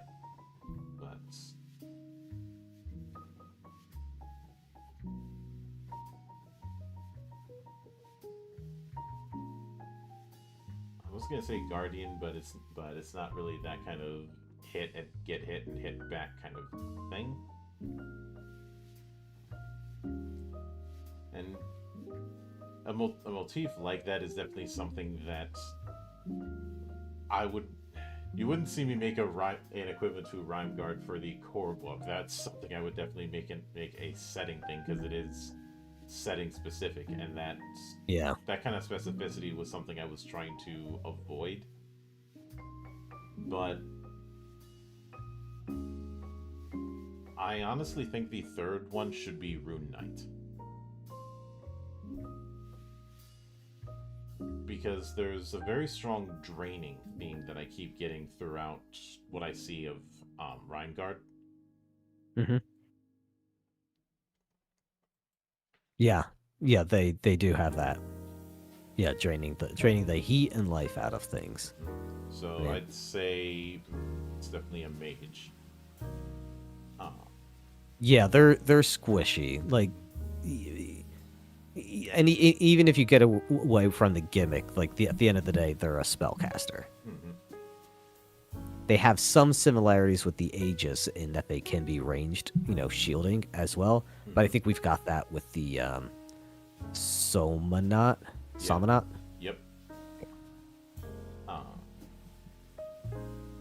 so when it comes to the Seeker, which I feel like this is very much channeling the Seeker from fourth edition. It is 100% doing that. So this is a warrior type. Uh, I'd say sniper is definitely one of them. And Yep. the reason to pick sniper is not because you're using a ranged weapon. The reason to pick sniper is because you're trying to do called shots. Yeah. Uh, which I do remember somebody saying, "How well if someone has a melee weapon, why would they pick sniper?" Did you ever use blade mode when playing Revengeance? Same thing. But it's sniper, asterisk mhm. call shots. But I'd also say Magic Knight.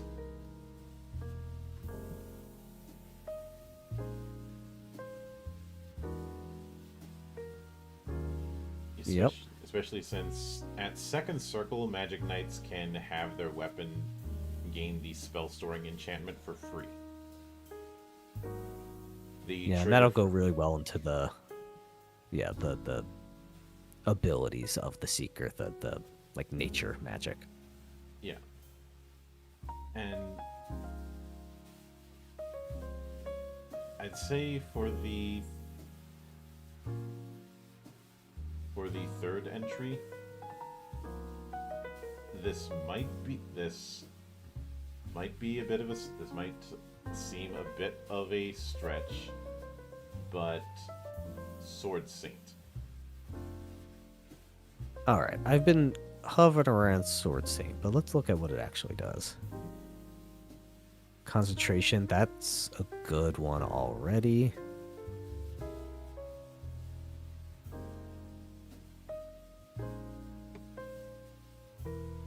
Yeah, and this is a cool example of, not of your jobs not being tethered to the weapons. Mhm.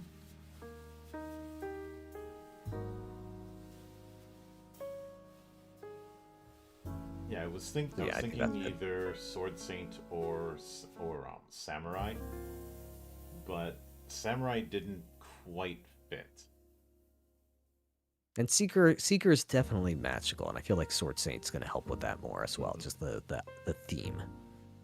Yeah, the big reason I went with Sword Saint is I got this theme of a gradual build with certain aspects, especially given especially given the weapon of choice for a seeker. But with Shadebinder, oh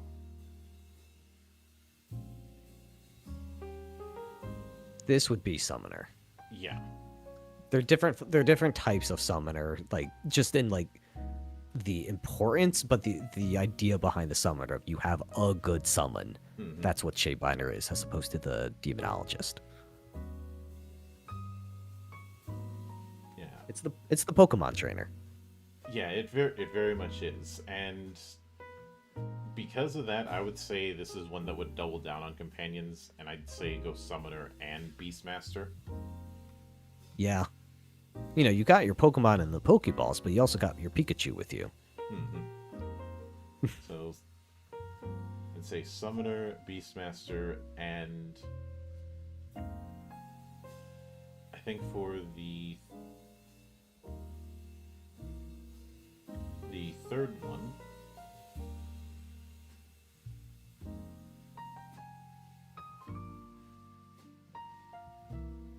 They used to have a specialization in traps that they eventually lost in a rework, but there is a trap like style element there. yeah, and traps are something that's covered in as a type of item creation with the advanced rules.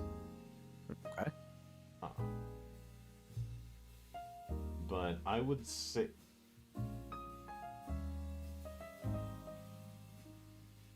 for for the third entry, because this might be a bit of a stretch, but because of the fact that you brought up them being the Pokemon adjacent, and being around monsters and beasts and the like, Blue Mage. Oh, that's cool. I like that.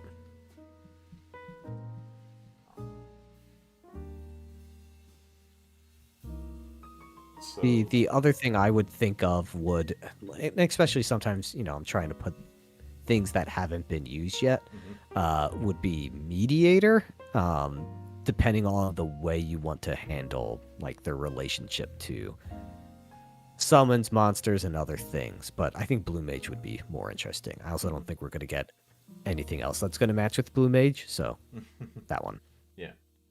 So with Shadow Dancer, uh, Dervish. yeah, definitely Dervish. And I'll tell you the two I have right off the bat. So it's Dervish and Kingsglaive. Because they are the teleporting shadow dancing dervish class. Yep. Let me throw in one more, Ninja. Okay, yeah, we haven't talked about Ninja yet. And they, at a quick glance, reminded me of Samurai in that they had a lot of specific things. Oh no, this is great. Backstab, body flicker, shadow bind. Oh yeah, Ninja, absolutely. Mm-hmm. This one's easy. I'd say class wise, Shadow Dancer should get Adept. I was thinking either warrior or adept. Yeah, let's see, because adept is Adept the is generalist. right in the middle. Yeah. But remember that there's the rule of at least one of your jobs has to be associated with your class. Yeah. So, yeah, let's go with adept on that. So, with Shapeshifter. Hey, you've got a whole job for this already. Yeah, Nightmare.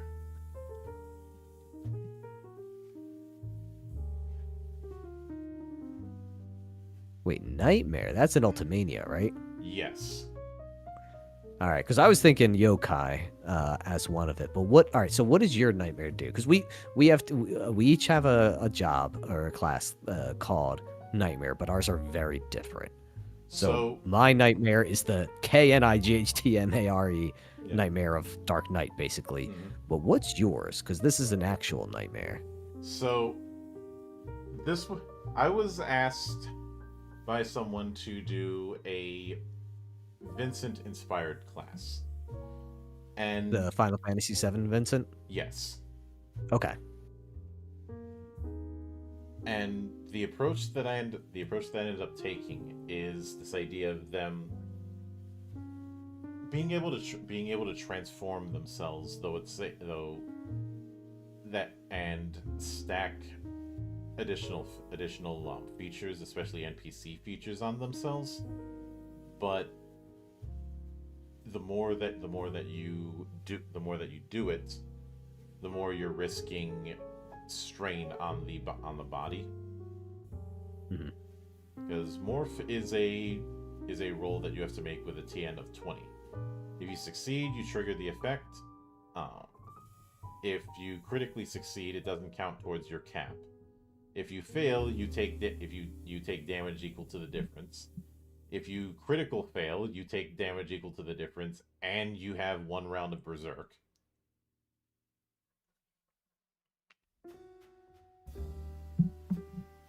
So how flexible is the nightmare in what it can do? Can it only take one form? You're essentially stacking effects to create a kind of custom form as you change. Okay. So but it's over time you're stacking this. So like you're building what your form is as you go, right? Yeah. At Okay. at rank 1, you can give yourself an additional type of weapon to use, as well as natural armor, which replaces your normal armor. Then you can transform to get racial features, to get NPC categories, then to get blue magic spells, then to get new special attacks. Um, that as well. Then give yourself large or multiple parts, and at the capstone give yourself a full form that's a combination of a bunch of effects at once that doesn't require a roll. It's just an action. I.e., by the time you reach 7th circle, you're used to using transformation so much that you can quick change into a favored form. Mm-hmm.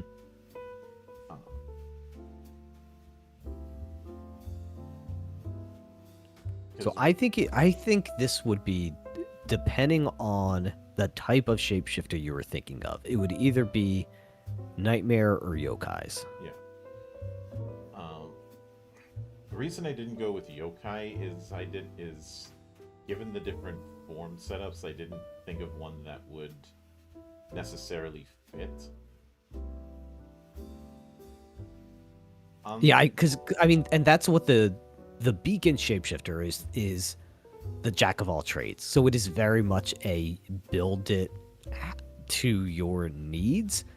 Mm-hmm. So like yokai just as its own is interesting. It would be like, cool, Mm-hmm. what 3 yokai forms do you want? Oh yeah. And there could be other stuff with like some of the expert stuff with like, cool, you could be the thief, or but at that point you're still also just getting into, well, what type of shapeshifter are you? I think either the nightmare and other. At the end of the day, I don't think shapeshifter is one that you can very easily just say use these 3. Admittedly, I did at one point consider different form types for Nightmare, but I wasn't satisfied with how it was set up, because I felt like I kept having to add new forms. Yeah. But I would say I would say Nightmare is definitely one entry. I would also say you could go with Berserker or Dervish.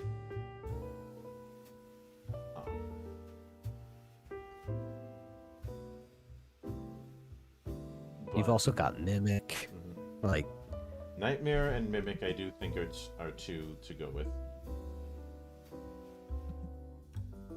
And as far as the third one,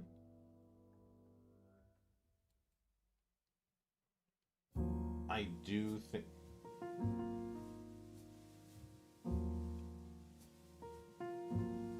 this might be a bit of a stretch, but part of me is thinking Monk.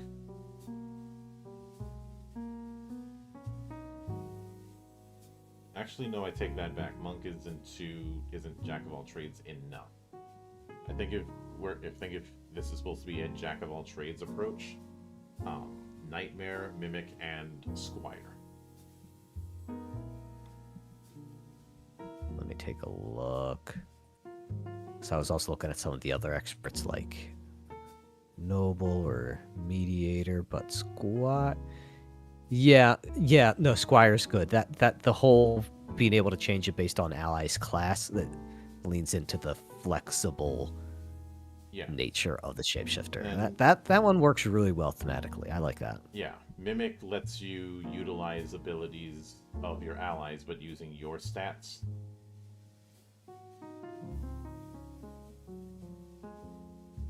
Yeah.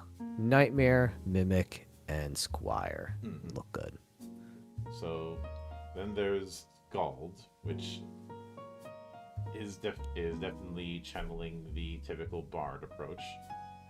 Yep. Um, So that would be Entertainer, right? Entertainer's definitely one. So this is definitely an expert class right out the gate. Hmm. Uh, things like Inspire and the like. Um, I would also say.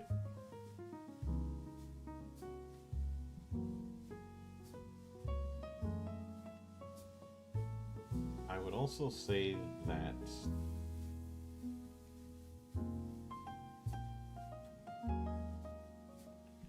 because of their particular setup.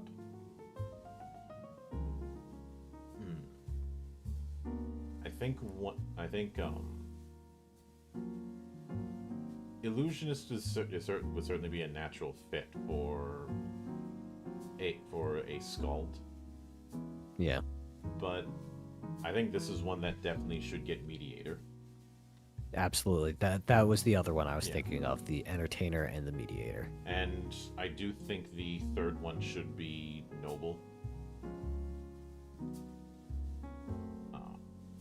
Yep, that works as well. Yeah, Noble would be good. Yeah, so then this one is 3 for 3 expert. Mm-hmm. As far as what the followers for Noble would be, well, you've seen Blues Brothers. We're getting the band back together.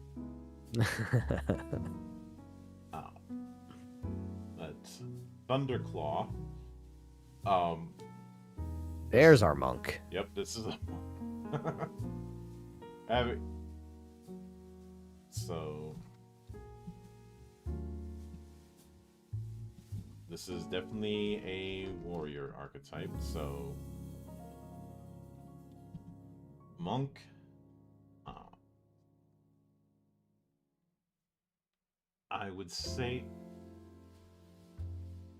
I'd say dervish as well. Absolutely. The Thunderclaw can get the most attacks out in Beacon. Mm-hmm. So Dervish was definitely up there. Yep.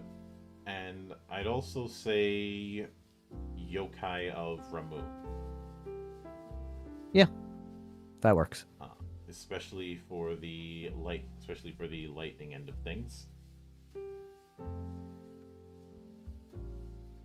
I was tempted to go with Magic Knight and just have it that you're using elemental um, lightning, but I feel going with remove would be a more natural fit. Yeah, I think so too. Especially since there's nothing subtle about the Thunderclaw. Nope, Then it is. Yeah.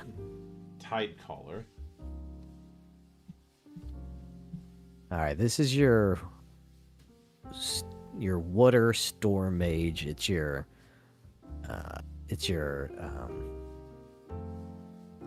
what's the healing spec for shaman in World of Warcraft? It's not elemental, it's not enhancement, it's restoration. Your restoration Yep. shaman. Yeah, I can certainly go. I can certainly go with that.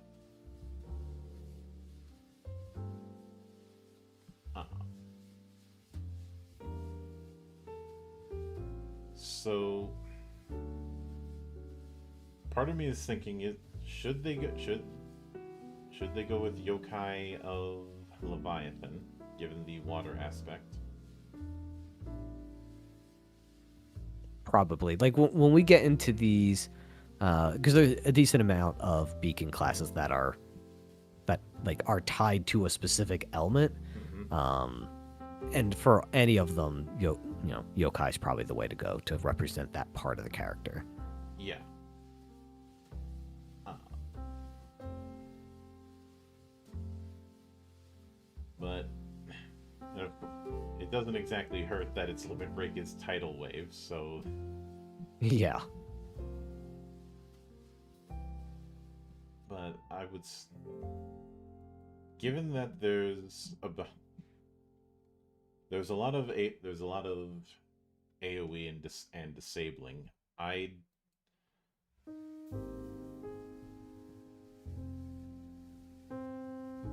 as well as now AoE manipulation isn't something that's really a thing because it's kind of hard to do that when you're not using a grid. Yeah. But looking at the effects of especially several of them that can lean multiple ways, this might be a bit of a stretch, but I'm thinking Red Mage. I was thinking the same thing. Red Mage No, because the mix of what they do, consummate switch the damaging spells would be black magic, but the healing would be white magic. I was thinking red mage as well.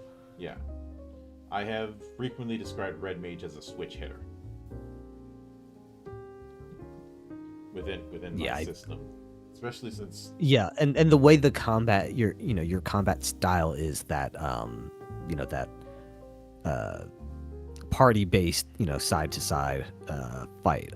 I think red mage would be the good way to represent the Tidecaller control style. yeah. And as far as the third entry, this one I know it's been used quite a bit, but I would lean into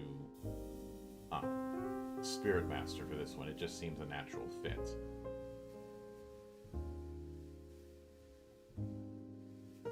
Yep, I think so.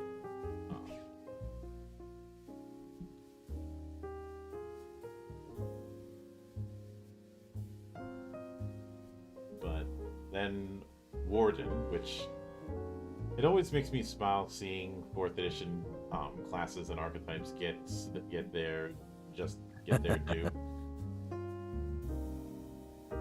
As somebody who had to endure a lot of shit for liking 4th edition. I am unashamed about it, but yeah, it's 4E Warden with Earth Magic, with the stronger focus on Earth Magic to give it that elemental spec. Mm-hmm. Which I believe you've got a class that's about Earth Magic or Nature Magic. Yeah, we have. That's what Geomancer is. I think we're gonna start with an adept in Geomancer, maybe. Yep, I'd say Geomancer is definitely one. I'd say we're going with another yokai, in this case, Titan. Mm-hmm.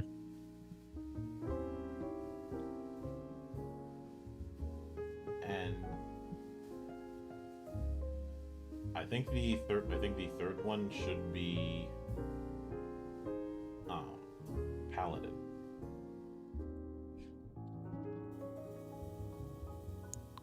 I was thinking maybe some sort of warrior class for the defense aspect. The defense warrior archetype is Sentinel. Mm. Um,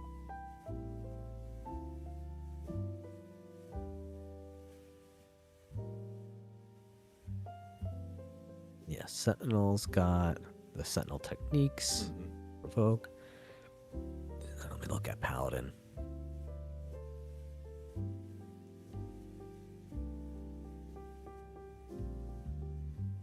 Here's the other way to think of it. The Paladin, or sorry, the Warden is focused on like actual shields and has an alternate job, a variant job that's just someone that has like so much shields, like carries 2 shields. It's all in all shields. The Bulwark. So, what one would best either synergize or represent, like the tower shield type of style?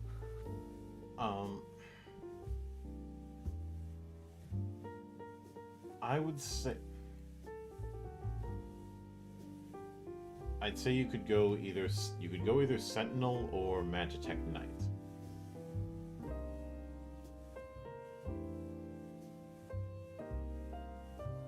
Yeah, Magitech Knight looks like it's the armor side of it. So I think I'd go Sentinel on that then.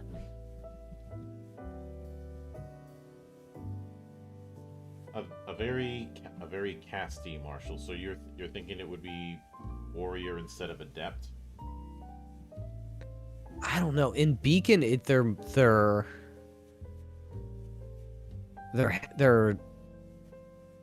spells are more like to support the play style, and the thing they do is hit really hard and keep people from moving. So I don't know.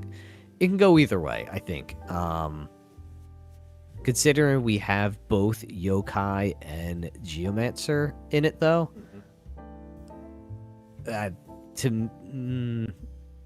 because we could do what the way it works, we could do either Mage, Adept, or Warrior. I'd go Warrior. All right. Because they are really durable. So I feel like having the warrior class as their foundation would help more. Yeah. I could see that. And then Warlord. The archetype that everybody tells me the 5e Battlemaster fills, but it doesn't. And anyone who says... No, not quite. Oh. It's nice that they tried. It's just not the same. Oh. Well, I have a particular beef with the mechanic that's tied to Battlemaster because of what it was.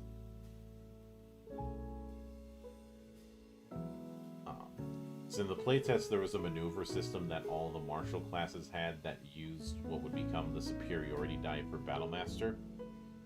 But yeah, I missed the playtest. I liked that original. What was it? Open D&D playtest had. Yeah. And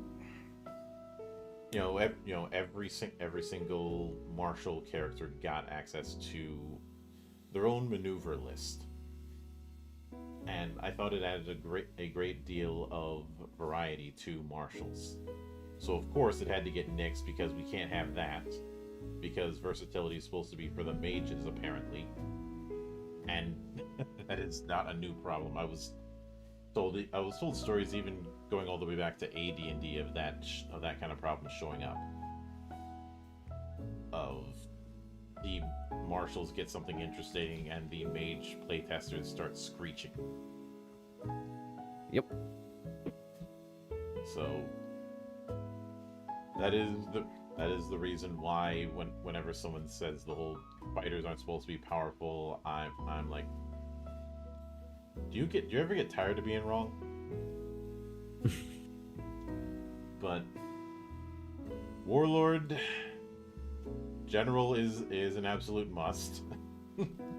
Yeah. Absolutely. I would also say Crown's Guard. All right, let me check Crown's Guard again. Specifically for Crown's Guard's link abilities that it gets. Oh, to link with other people? Yeah. Yeah, that's a good one. Crown's Guard is very good at doing a lot of setup and follow through. Like just the starting one, defensive link. You parry, and one of your allies can counterattack instead of you.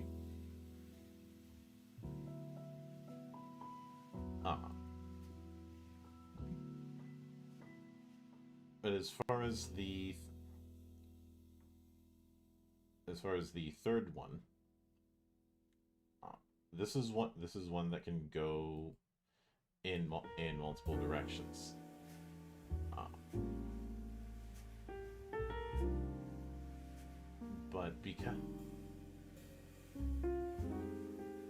But for the purposes of this,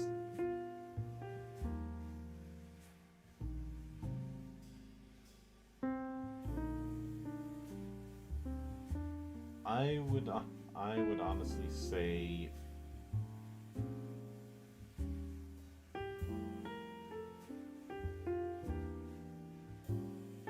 I was thinking Noble.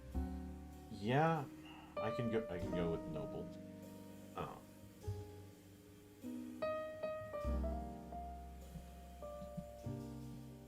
Which does mean that Warlord is going to be an expert class. Which is fine. I mean, the Beacon Warlord is set up to go in either frontline support, it actually has, I think, lead from the front as an ability, or backline support, telling people what to do. Yeah. So we can definitely, expert puts it more in that support role, but that's what it is. It's a support one. It's just what type of support does it do? Yeah. Now, as far as some of the stuff from Prismaxia, like the variants, when I look at Avenger, which is just a more aggressive paladin, I feel like what Avenger is would largely be accounted for with Fencer.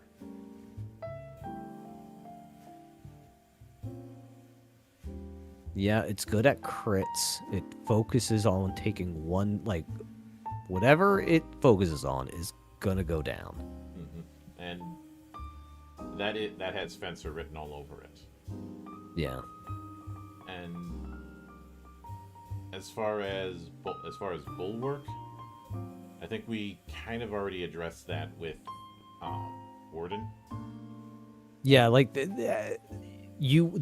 the only difference I think is you could swap out the yokai with something probably warrior or independent. Mm-hmm. And as far as Valkyrie compared to a normal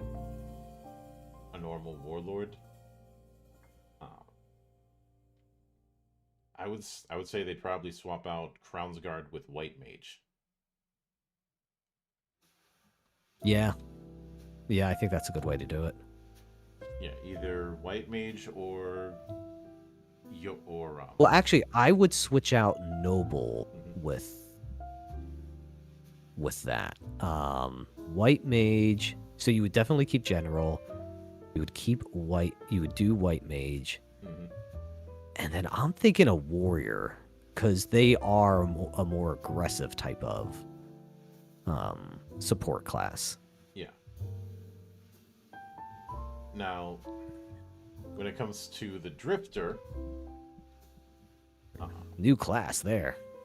Yeah. So Drifter is definitely warrior. There is no getting around that. Yep. It's the Wind Samurai. Mm-hmm. So because of the stance dancing, samurai I do think is a natural fit here. Yeah.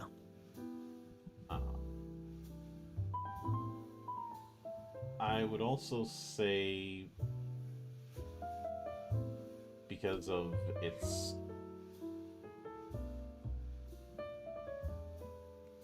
because of a few of its effects. And hang on, I ended up hitting a hyperlink by mistake. Sorry about that.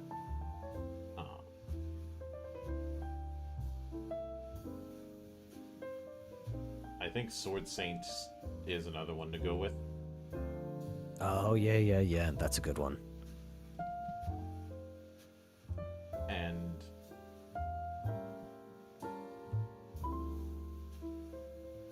I would also say Weapon Master. Because you're not if you're picking Drifter, you're not using anything but that katana.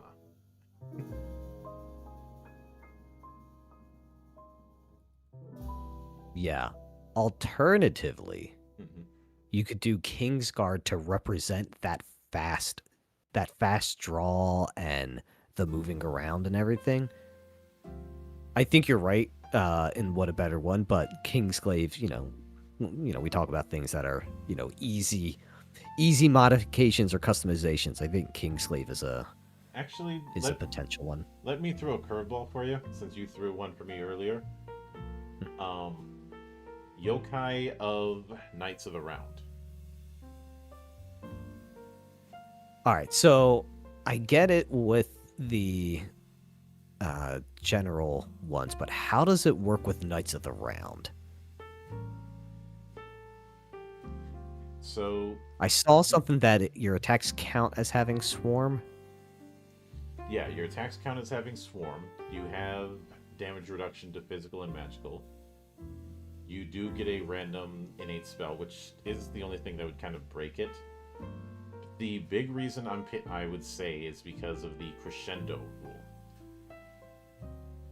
Knights of the Round, as a yokai, you cannot use extra effort effects. Its own effects are exempt. When you would generate extra effort, which I've explained that to you in the past, you generate a crescendo point. You keep them as long as you keep doing offensive actions.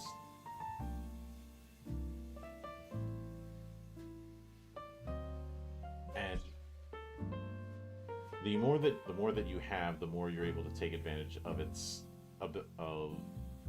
effects as you develop.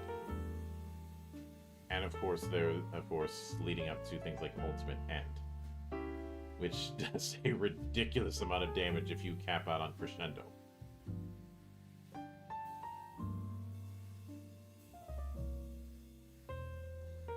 Though the more I think about it, because of the fact that you're doing both physical and casting, I wouldn't going with that wouldn't be the best option. But keeping on the theme of elemental affinity, Garuda. Alright, let's check Garuda as well, because it is wind, so you've got the match there. Got cast in Air, Aurora.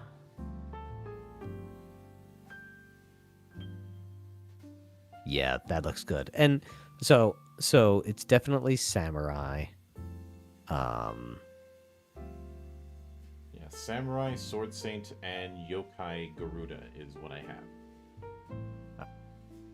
Yeah, I would throw out as the potential alternatives to Yokai would be either what did I see? Either Kingsglaive if you want to do the fast mobility teleporting thing that the Drifter can do, or You talked about it before. You would do the sniper for the aim and the strikes. But definitely, like, especially the way we've been doing them, definitely go with the yokai. Yeah. So, samurai, sword saint, yokai, Garuda. Hmm. Especially, a big reason I leaned into that is there's a lot of, and I know we were doing that kind of theme, but with this one, I do think sniper is going to be a better fit, especially given the fact that sniper does at higher ranks get row effects. Um,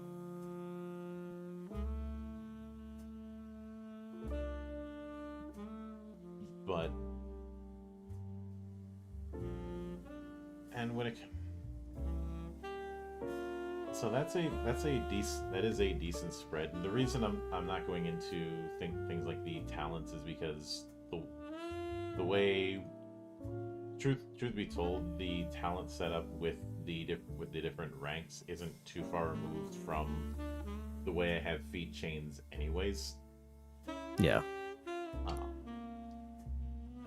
and it, And it like some of them aren't, like, some of them are fighting styles or weapon styles, which wouldn't fit in a system where your weapons are customized tags. The one thing I'll just call out is that their beacon has the copycat talent tree, which is your blue mage. That's the 1-to-1 on that. Oh yeah. And when it comes to from what you saw of the jobs, are there any job entries that you think would make an interesting conversion potential from Legends Edition over to Beacon? Let me think of it. Like, let me just scroll through them real quick. So some of these are going to be easy, like Berserker to Berserker. Dervish is the Storm Dancer talent line. It was called Dervish in an earlier edition, in an earlier version, and it's just called Storm Dancer in the final release. Dragoon is Dragon Rider. Fencer. Fencer fits in with a lot of different things. Fighter is Arsenal. Knight is any defender, really. Mm-hmm. No, because Knight is the breaking. Yeah. Yeah, that fits in, but there's not anything there, really. I think... hold on, do I have it? Let me take a look at something.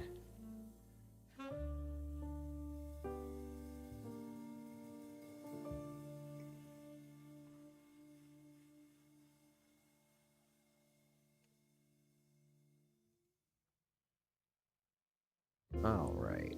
I'm pulling up in development stuff right now. So let's take a look at the All-Star.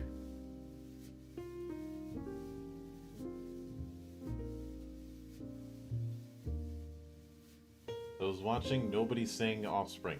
I've heard enough of that already.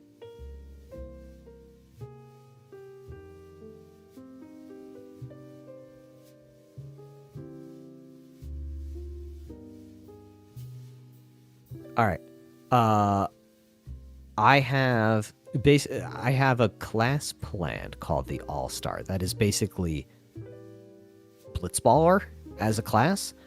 And while it has stuff that does not fit the knight exactly, it does have like some of the Waka stuff with the Buster effects, which would fit with these break arts of, breaking their magic, basically inflict these type of physical-based debuffs. So that one would go there, I think, really well. Monk is Thunderclaw. Samurai is Drifter. Sniper would be any of the artillery, but Gunslinger or Seeker. Weapon Master. You forgot Sentinel. Oh, Sentinel. Sentinel would be any of the defenders, Mm-hmm. really. Warden is probably the best one, but the main thing being the, the provoke and these Overwatch points. Like that's a universal thing. Defenders can do with anyone can do with interpose. Weapon master. We don't really have someone that does that too well. Hexblade would probably be the best fit, I think. Like, you would obviously need other things like Arcanist to do it, but I think Weapon Master could fit, like, the foundation of a Hexblade type of style. Chemist is Alchemist. Covert Ops is going to be any infiltrator, but it's going to be probably either Shadow Dancer or Assassin. Dynamo. See, it's got a unique enough name that I feel like it doesn't have an immediate obvious one. Momentum and Quick Strike.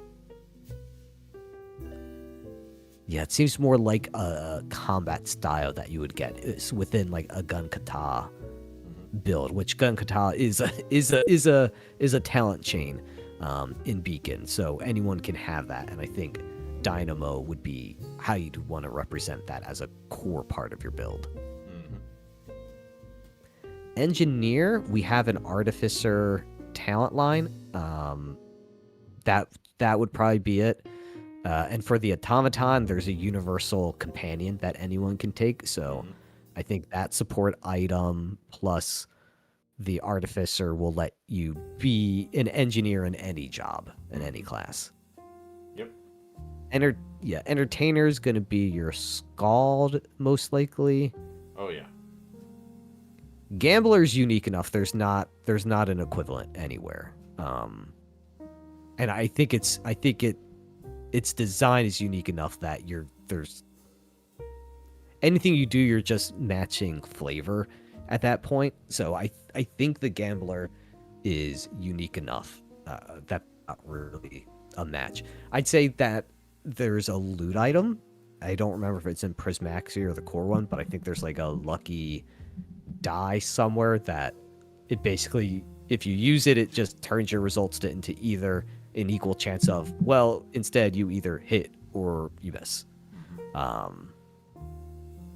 Which would work with the Gambler thing, but again, loot and Beacon is random. It's in loot crates. You can't predict what you're going to get. You can't guarantee results.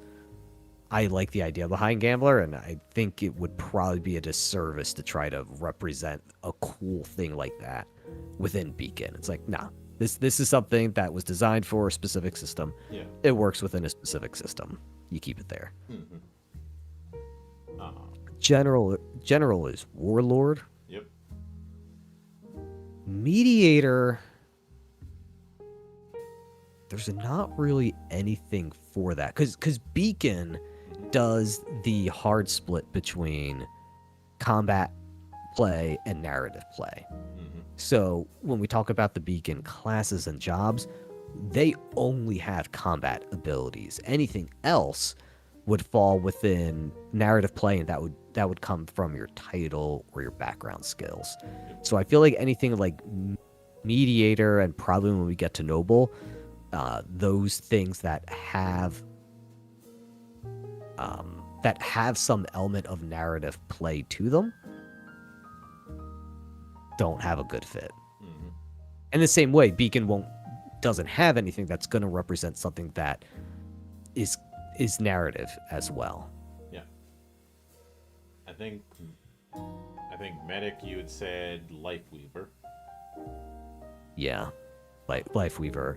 And you could get it with support items as well, just stock up on healing potions. So Alchemist would also be another style of Medic, but Lifeweaver or Alchemist. Yeah. With Noble, I think that one would fall into the same problem you mentioned with Mediator. Yeah, same thing. with Squire, because of the, I think, I think Squire would have difficulty with a parallel because there isn't as much focus on the idea of type and subtype. Yeah, but I think the paladin auras are a good way to do that. Mm-hmm. That'd be the Because closest animal. yeah, and the paladins comes with the basic good aura, and they can get more through their class unlocks. So you can change them in combat, which would be very similar to how here you can change it, but it depends on their underlying class. For Mm-hmm. Beacon, it would just be, well, what type of aura do you have specifically? Oh yeah. And as far as Thief, which I will admit the art that we have for Thief is one of my favorite picks. That's a cool one. Mm-hmm. Well, based on the artwork, it would have to be Shadow Dancer then, because they both have masks.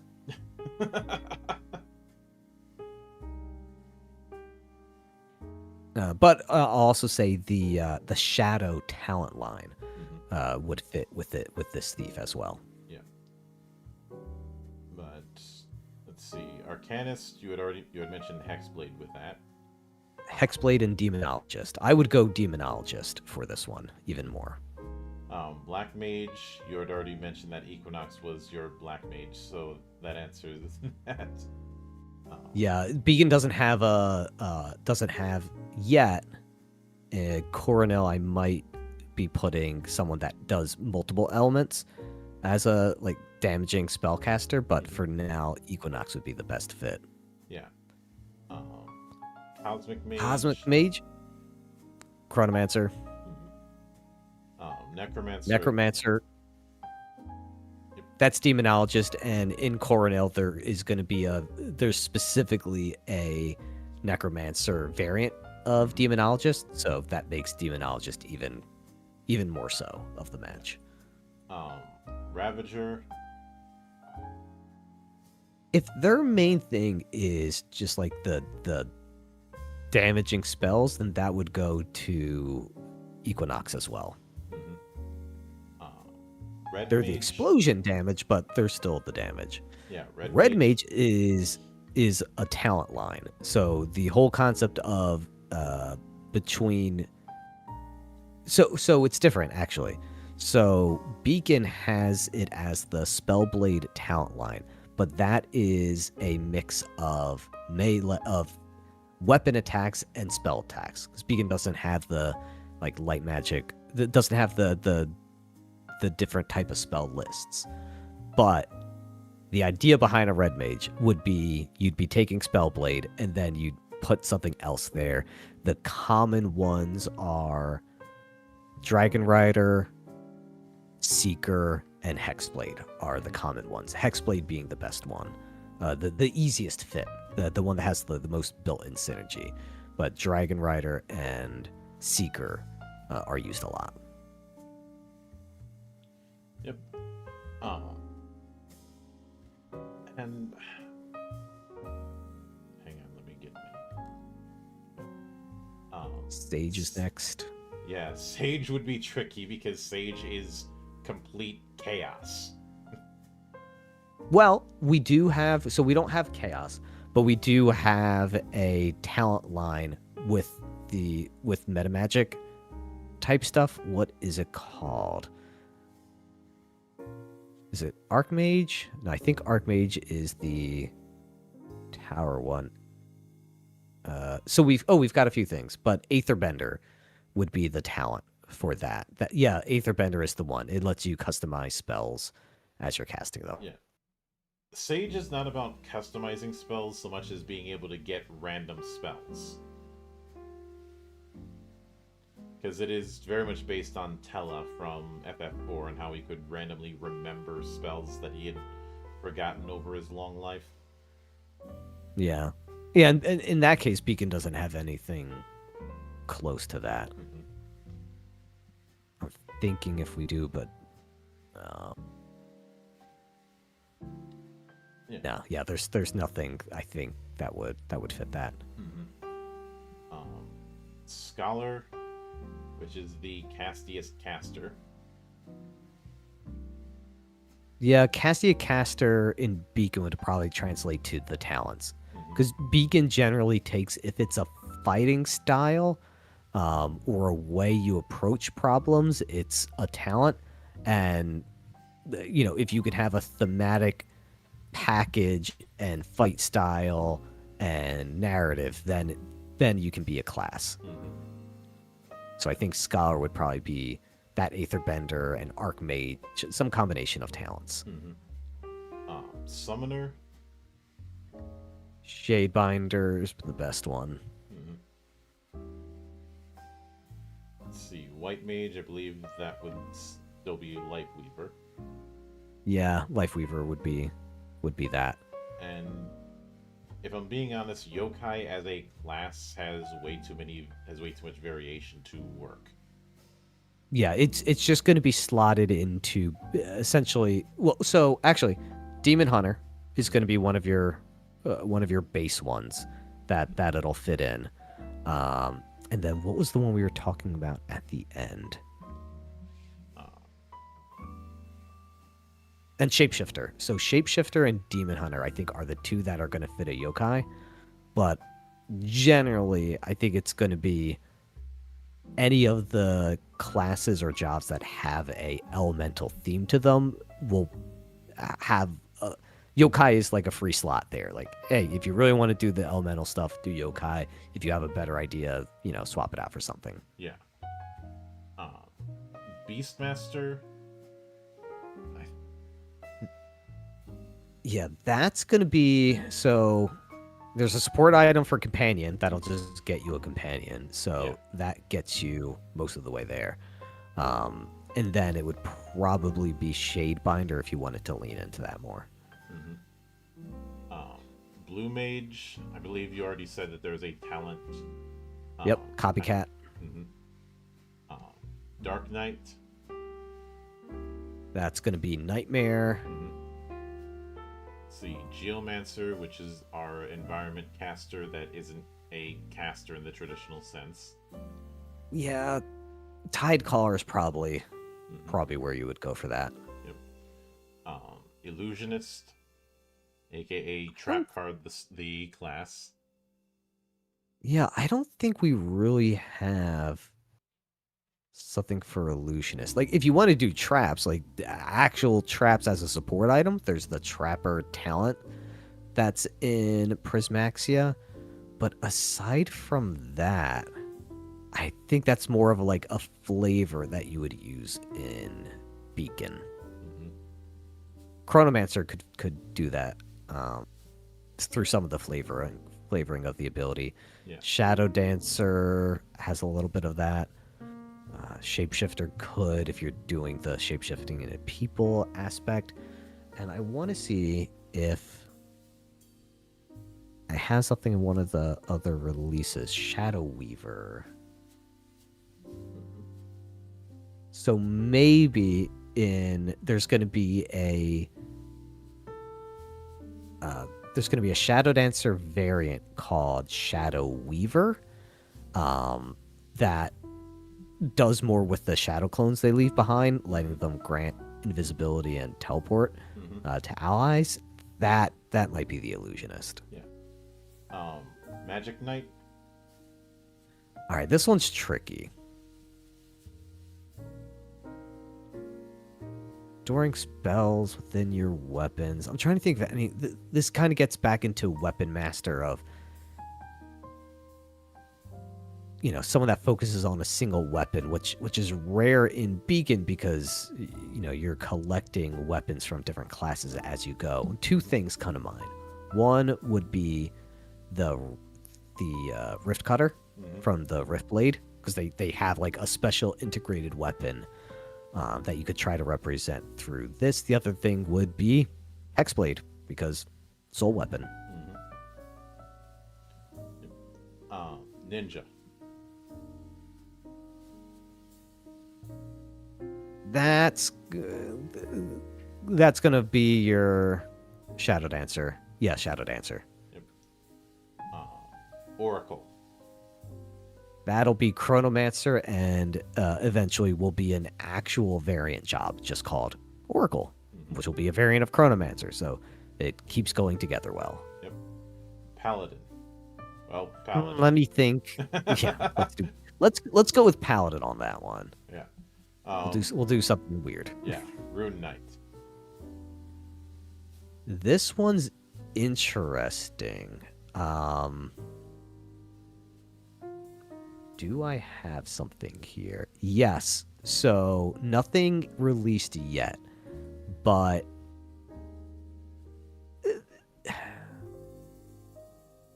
I don't think anything fits directly. But the idea of having 0 MP, there's going to be a Lifeweaver variant job called the Blood Mage, which, as its mechanic, has no MP, can't gain MP.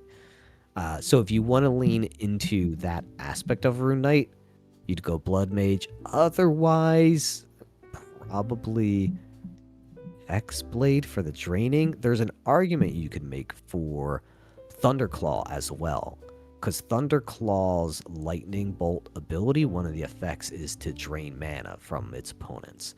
So that could be an avenue. Yeah. Sword Saint. Let's look at Sword Saint.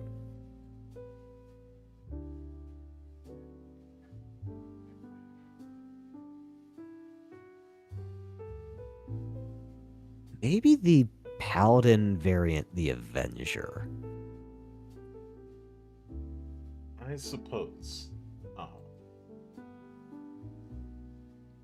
So I'm trying to think of leaning into a single weapon really well. Yeah. But Astrologian? All right. So I've never played one in Final Fantasy XIV. So they're cards, right? Yes.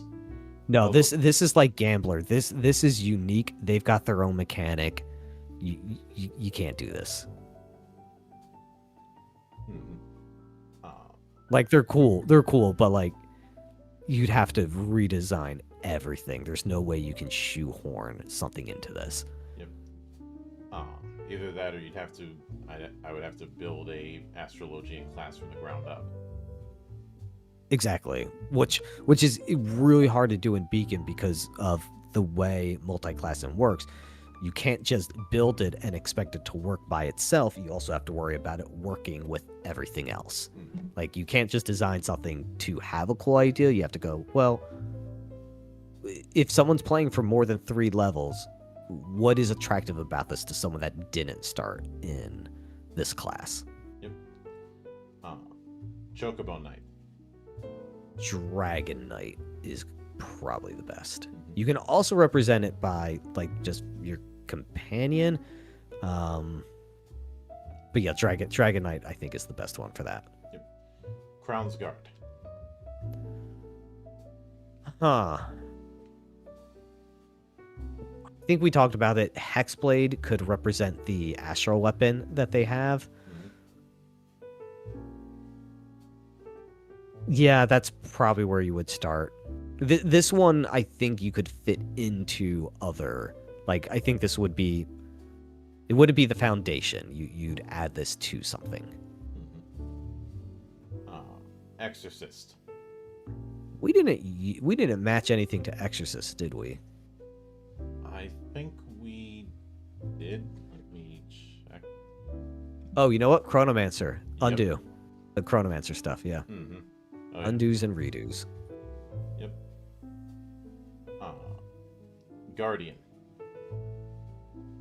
This one I don't think we did at all. What's their ability? Guardians generate soul power when they get hit and expend that to do special attacks. The first one that they get is Soul Smash. So when they can expend 1 charge of soul power to add an additional damage die to a weapon attack.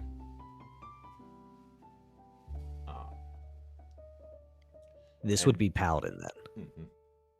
So one of the paladin play styles, they're a defender support, but their type of defender style is retaliation. Mm-hmm. They excel at counterattacks. Their type of defense, yeah, they can interpose.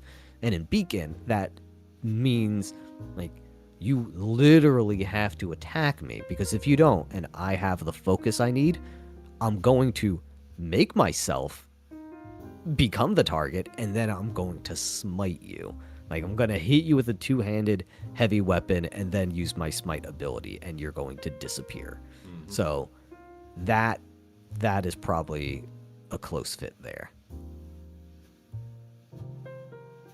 Mm-hmm. Gunbreaker.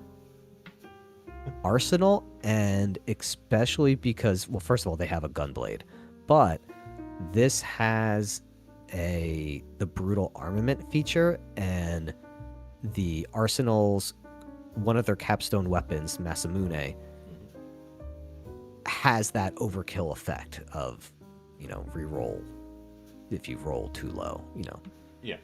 reroll once, yeah. So yeah, definitely Arsenal. Let me just check. Is it Masamune? Yeah, it's Masamune. So yeah, Arsenal for that one. Yep. Kingsglaive.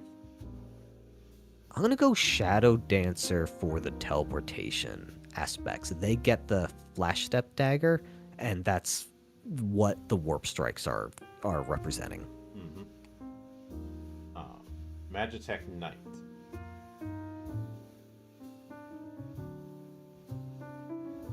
Gravewalker is the class that leans into armor the most, and is the hardest to kill but because of it. Also, the idea of it kind of being like a Death Knight, they have, this unliving armor that they, if they're wearing, will not die, and then if they pop their limit break, cannot die in a fight. So I think Gravewalker fits Magitech Knight best on that side. Yep. I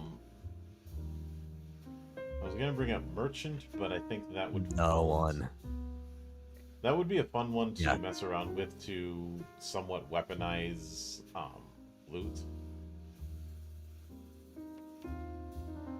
Yeah, but you couldn't really do that because there's the rate of loot can become imbalanced, because during downtime people can choose for their downtime activity to go and on a dungeon dive to get some more loot. So I don't think there's a way to balance or use this within Beacon while still feeling like this type of merchant. You could do a merchant, and you would probably do it as a talent, because just the idea of a merchant, hey, that's nothing special, that's a talent line.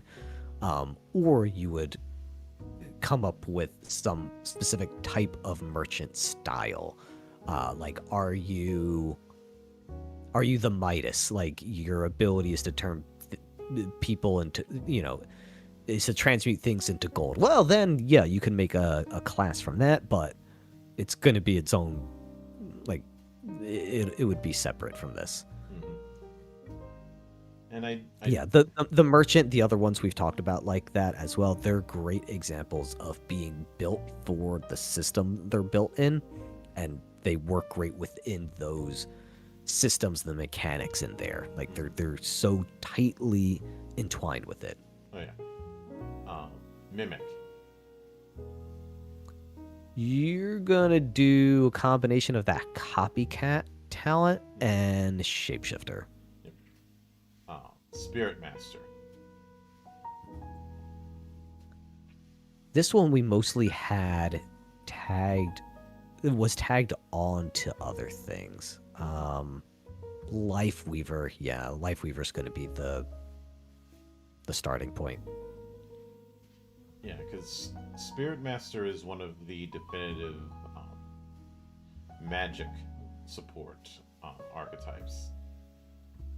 Yeah. And it is one that is going to be doing damage reduction at higher tiers, is able to do better damage reduction for specific elements.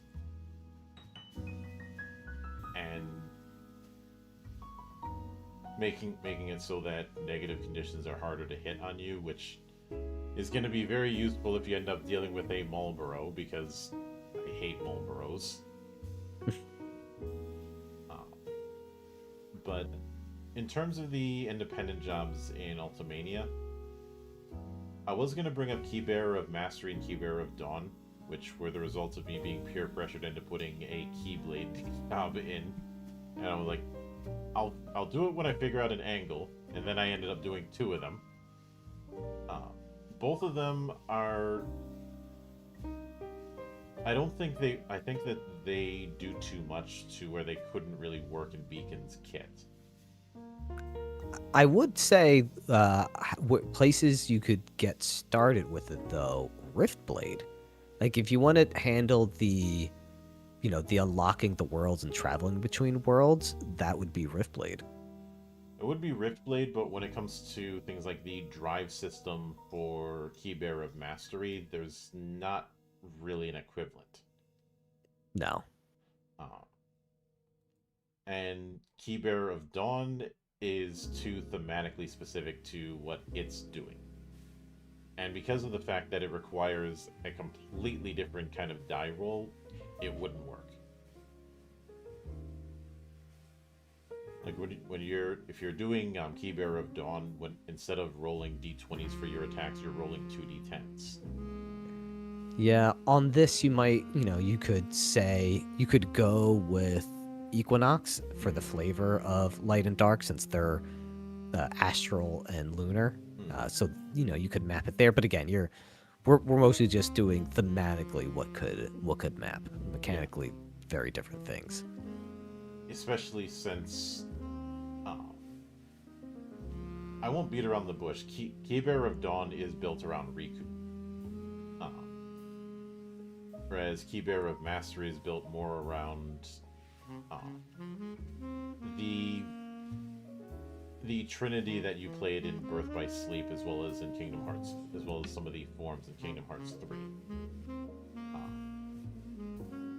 Incidentally, nailing down a style was actually difficult because the games go in so many different directions.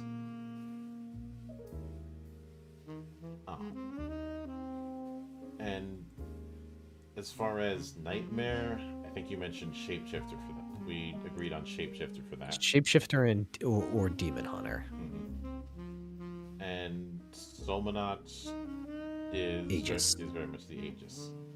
Yes. Mm-hmm. Which I'm glad I was able to get away with giving the Somanot art a oversized shillelagh. I really like the artwork for that one. Mm-hmm. Like it's nice when it's like, cool.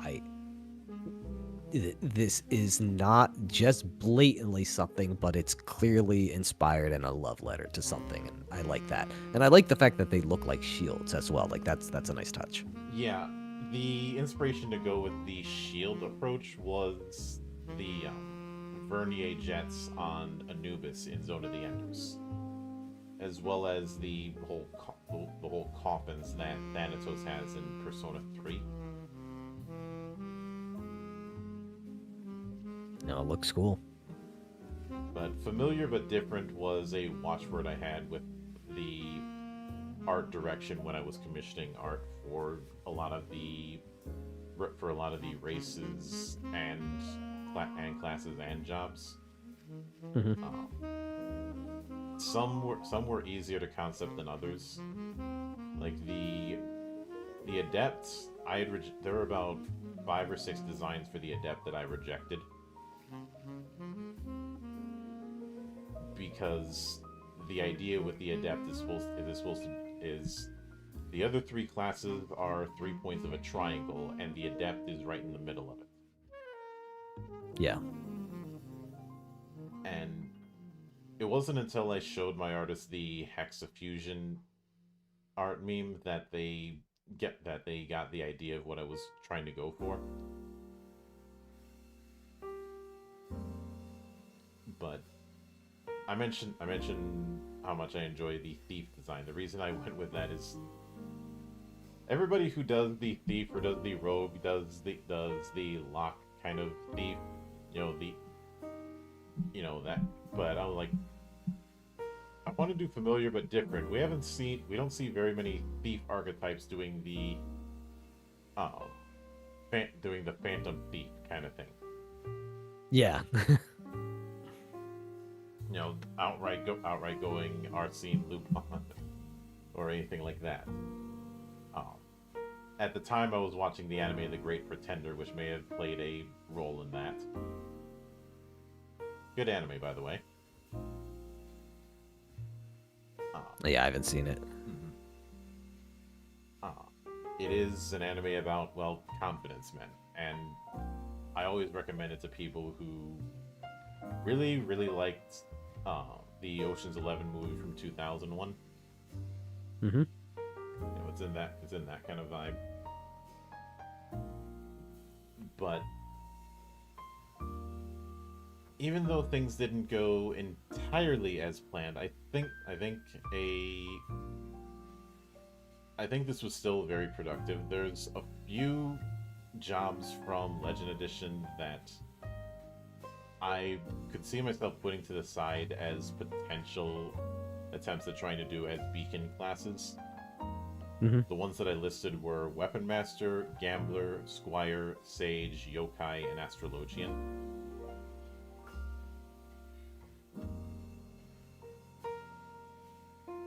Yeah, I think some of them would be hard to put in. Like, a lot of what we talked about was, represent some very easily map, some can be represented, and then some I think are going to be challenging to represent. The two that I think would be the most challenging would be Squire and Sage.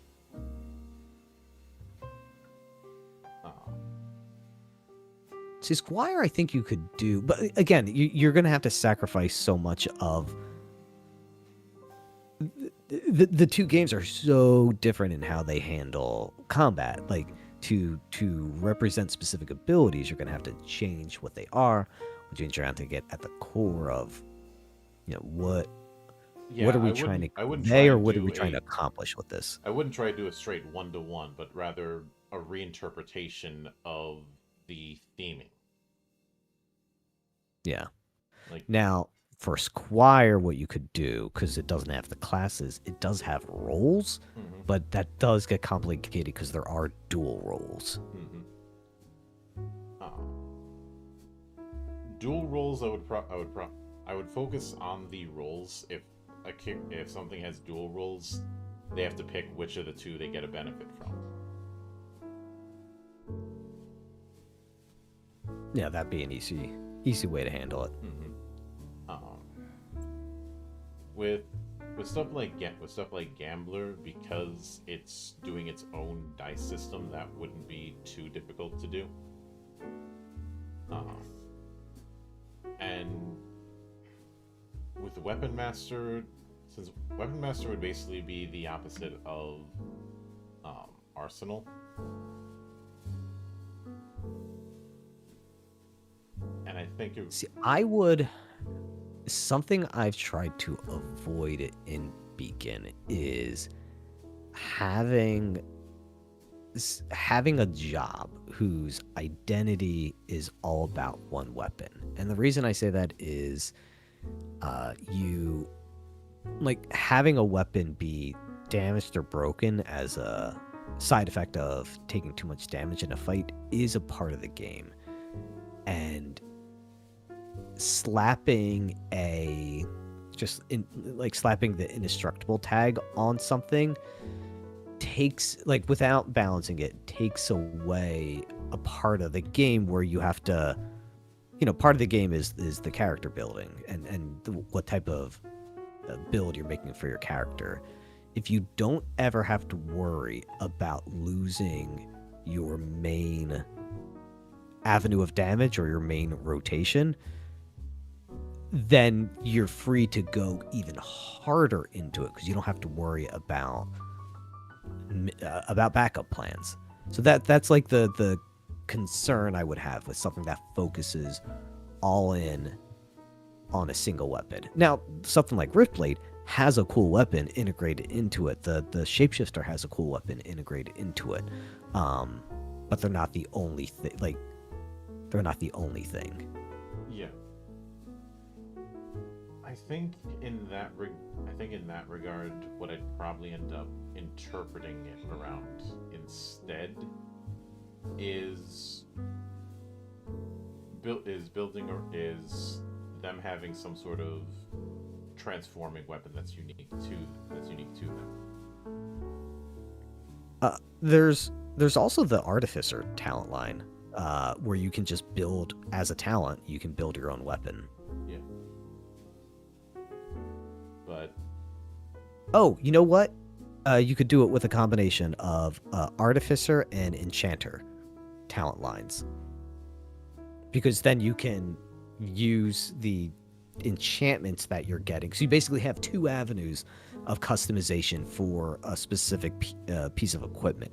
You could have both the artificer for, hey, I can't get something from a class, so like here's exactly what I want within the constraints of the game. And then you can use artificer talent to customize it even further. mm-hmm. And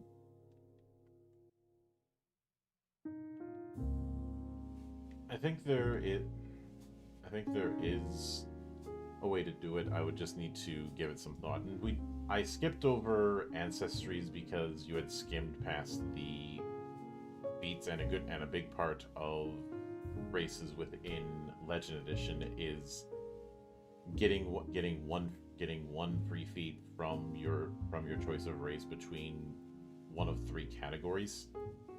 Yeah. And then getting one feature and sometimes an optional feature, which the rule that I've had with optional features is it is either something that has a light mechanical impact, like say heraldry for Elvon, where it's essentially giving you a character specific study.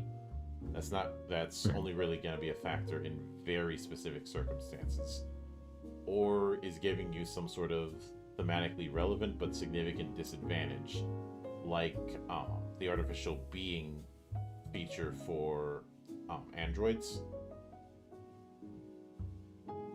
Yeah.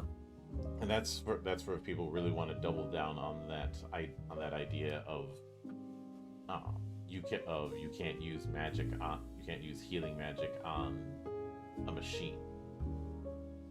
You know, kind of like how in Knights of the Old Republic, the big downside of somebody like HK-47 is he can't benefit from force heal. Okay. But ancestries in Beacon have like four or five traits each. 4, yeah. And because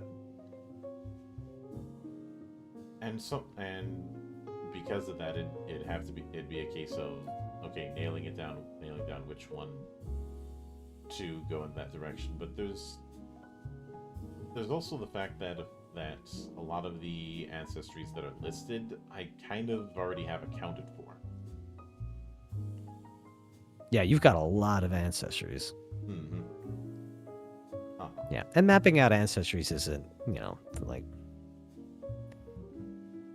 those aren't as interesting either, because they're unique. For you've got so many in there. Mine, I'm going for just general broad fantasy. Cover the general fantasy bases, and you've got the actual Final Fantasy bases. Yeah.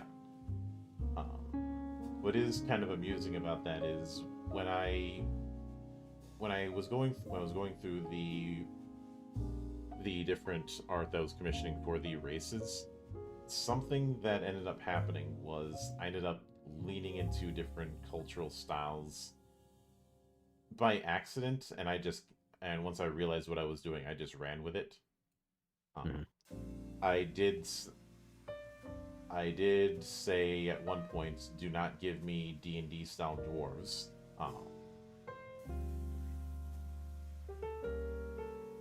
because I knew that would be a potential temptation, and so I was like, look, double down on the whole mining thing, and I also provided things like trench uniforms as a reference point. I ended up going with the monk look for the Ronso and the when I was giving suggestions, because when I was reading through the origin ideas for the Ronso, one of the things that was brought up was that the Rakshasa was a major influence. And that is a very telling thing, and I would use that as a basis. Then some things like Mithra in Mongolian look was just because I didn't want to do the Fertile Crescent look twice. I already had that earmarked for the Vieira.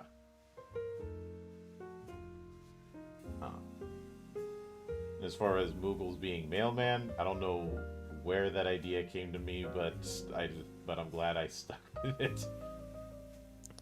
Moogle mail in Final Fantasy XIV. There's been that. There's been Mognet in 9, so... And when it came to the question of, okay, do we use the Mont Blanc style of Moogle, or do we use the Mog style of Moogle? Why not both? Exactly. In a game like this, why not both? Mm-hmm. The reason their feature is called Moogle Paradox was because of a running gag I had since the question of, wait, you can fly. Why don't you just fly over the forest? Well, I'm scared of heights. Hence the Moogle paradox: infinite perfect flight, scared of heights. But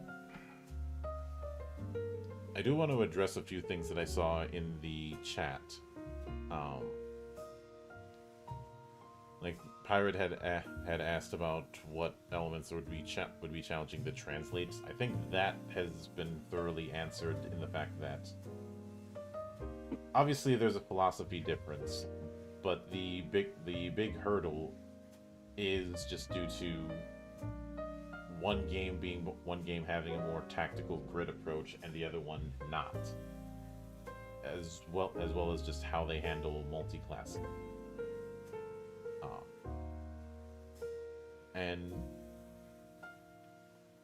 Pirate also asked what kind of player is best suited for what kind of player Beacon is best suited for, whether it be tactical or narrative. I don't see those two as mutually exclusive, honestly. I know there's a lot of folk who think that tactical play is ROLL play, but I find that distinction to be one that people have talked themselves into more than anything else, if I'm being honest.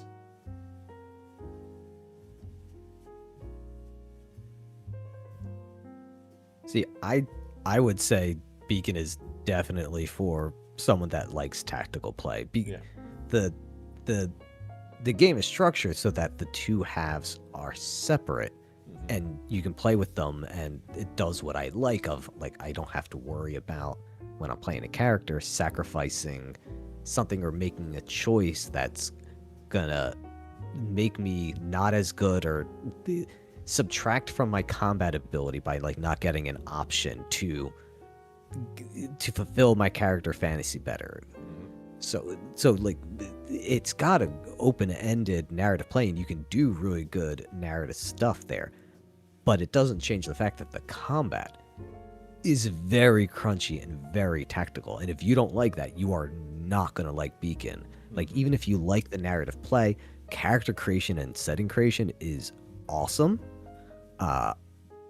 It's my favorite part, but if you don't like tactical play, you're going to be sitting there not enjoying a multi-hour long fight just to get to the narrative play there. Like, the narrative play it's a tactical game. The narrative play is to make sure you can tell the stories you want.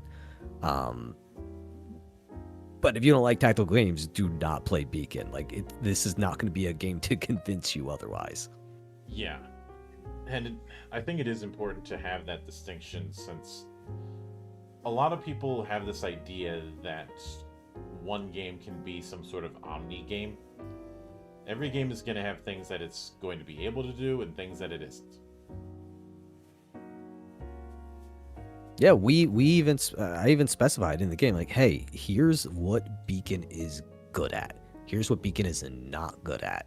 And here's the stuff where if you're trying to do a game, like we talk horror, it's like Beacon is not a game about horror. Like, that is often about avoiding fights and situations. Like, if you want to play horror, go play another game. Like, there are other games that are going to do that better and give you a better experience. Now, can you have horror in Beacon? Yes, like, you can have horror elements. But if you want like a traditional horror campaign or story, like, don't play Beacon. Like, go find something that'll do that better. And there's so many good games out there that are focused in telling something good. Like Masks. I love Masks, my other favorite game, and it's very focused on this is the type of story we're going to play. If you can find something that does that, great. Then, if there's not something that specific, which, depending on what you want to tell, there's not always going to be, and that's when you start trying to find other things that best fit it. But, yeah. Beacon, very tactical. Unabashedly. Mm-hmm. Yeah. But even so, I think this was a very productive little experiment, and I hope to do this again with other games as I continue to showcase the flexibility of Legend Edition, as well as just interconnecting with other games in general, which is something I've been doing for years. Plus, it's always an interesting challenge to do this kind of conversion,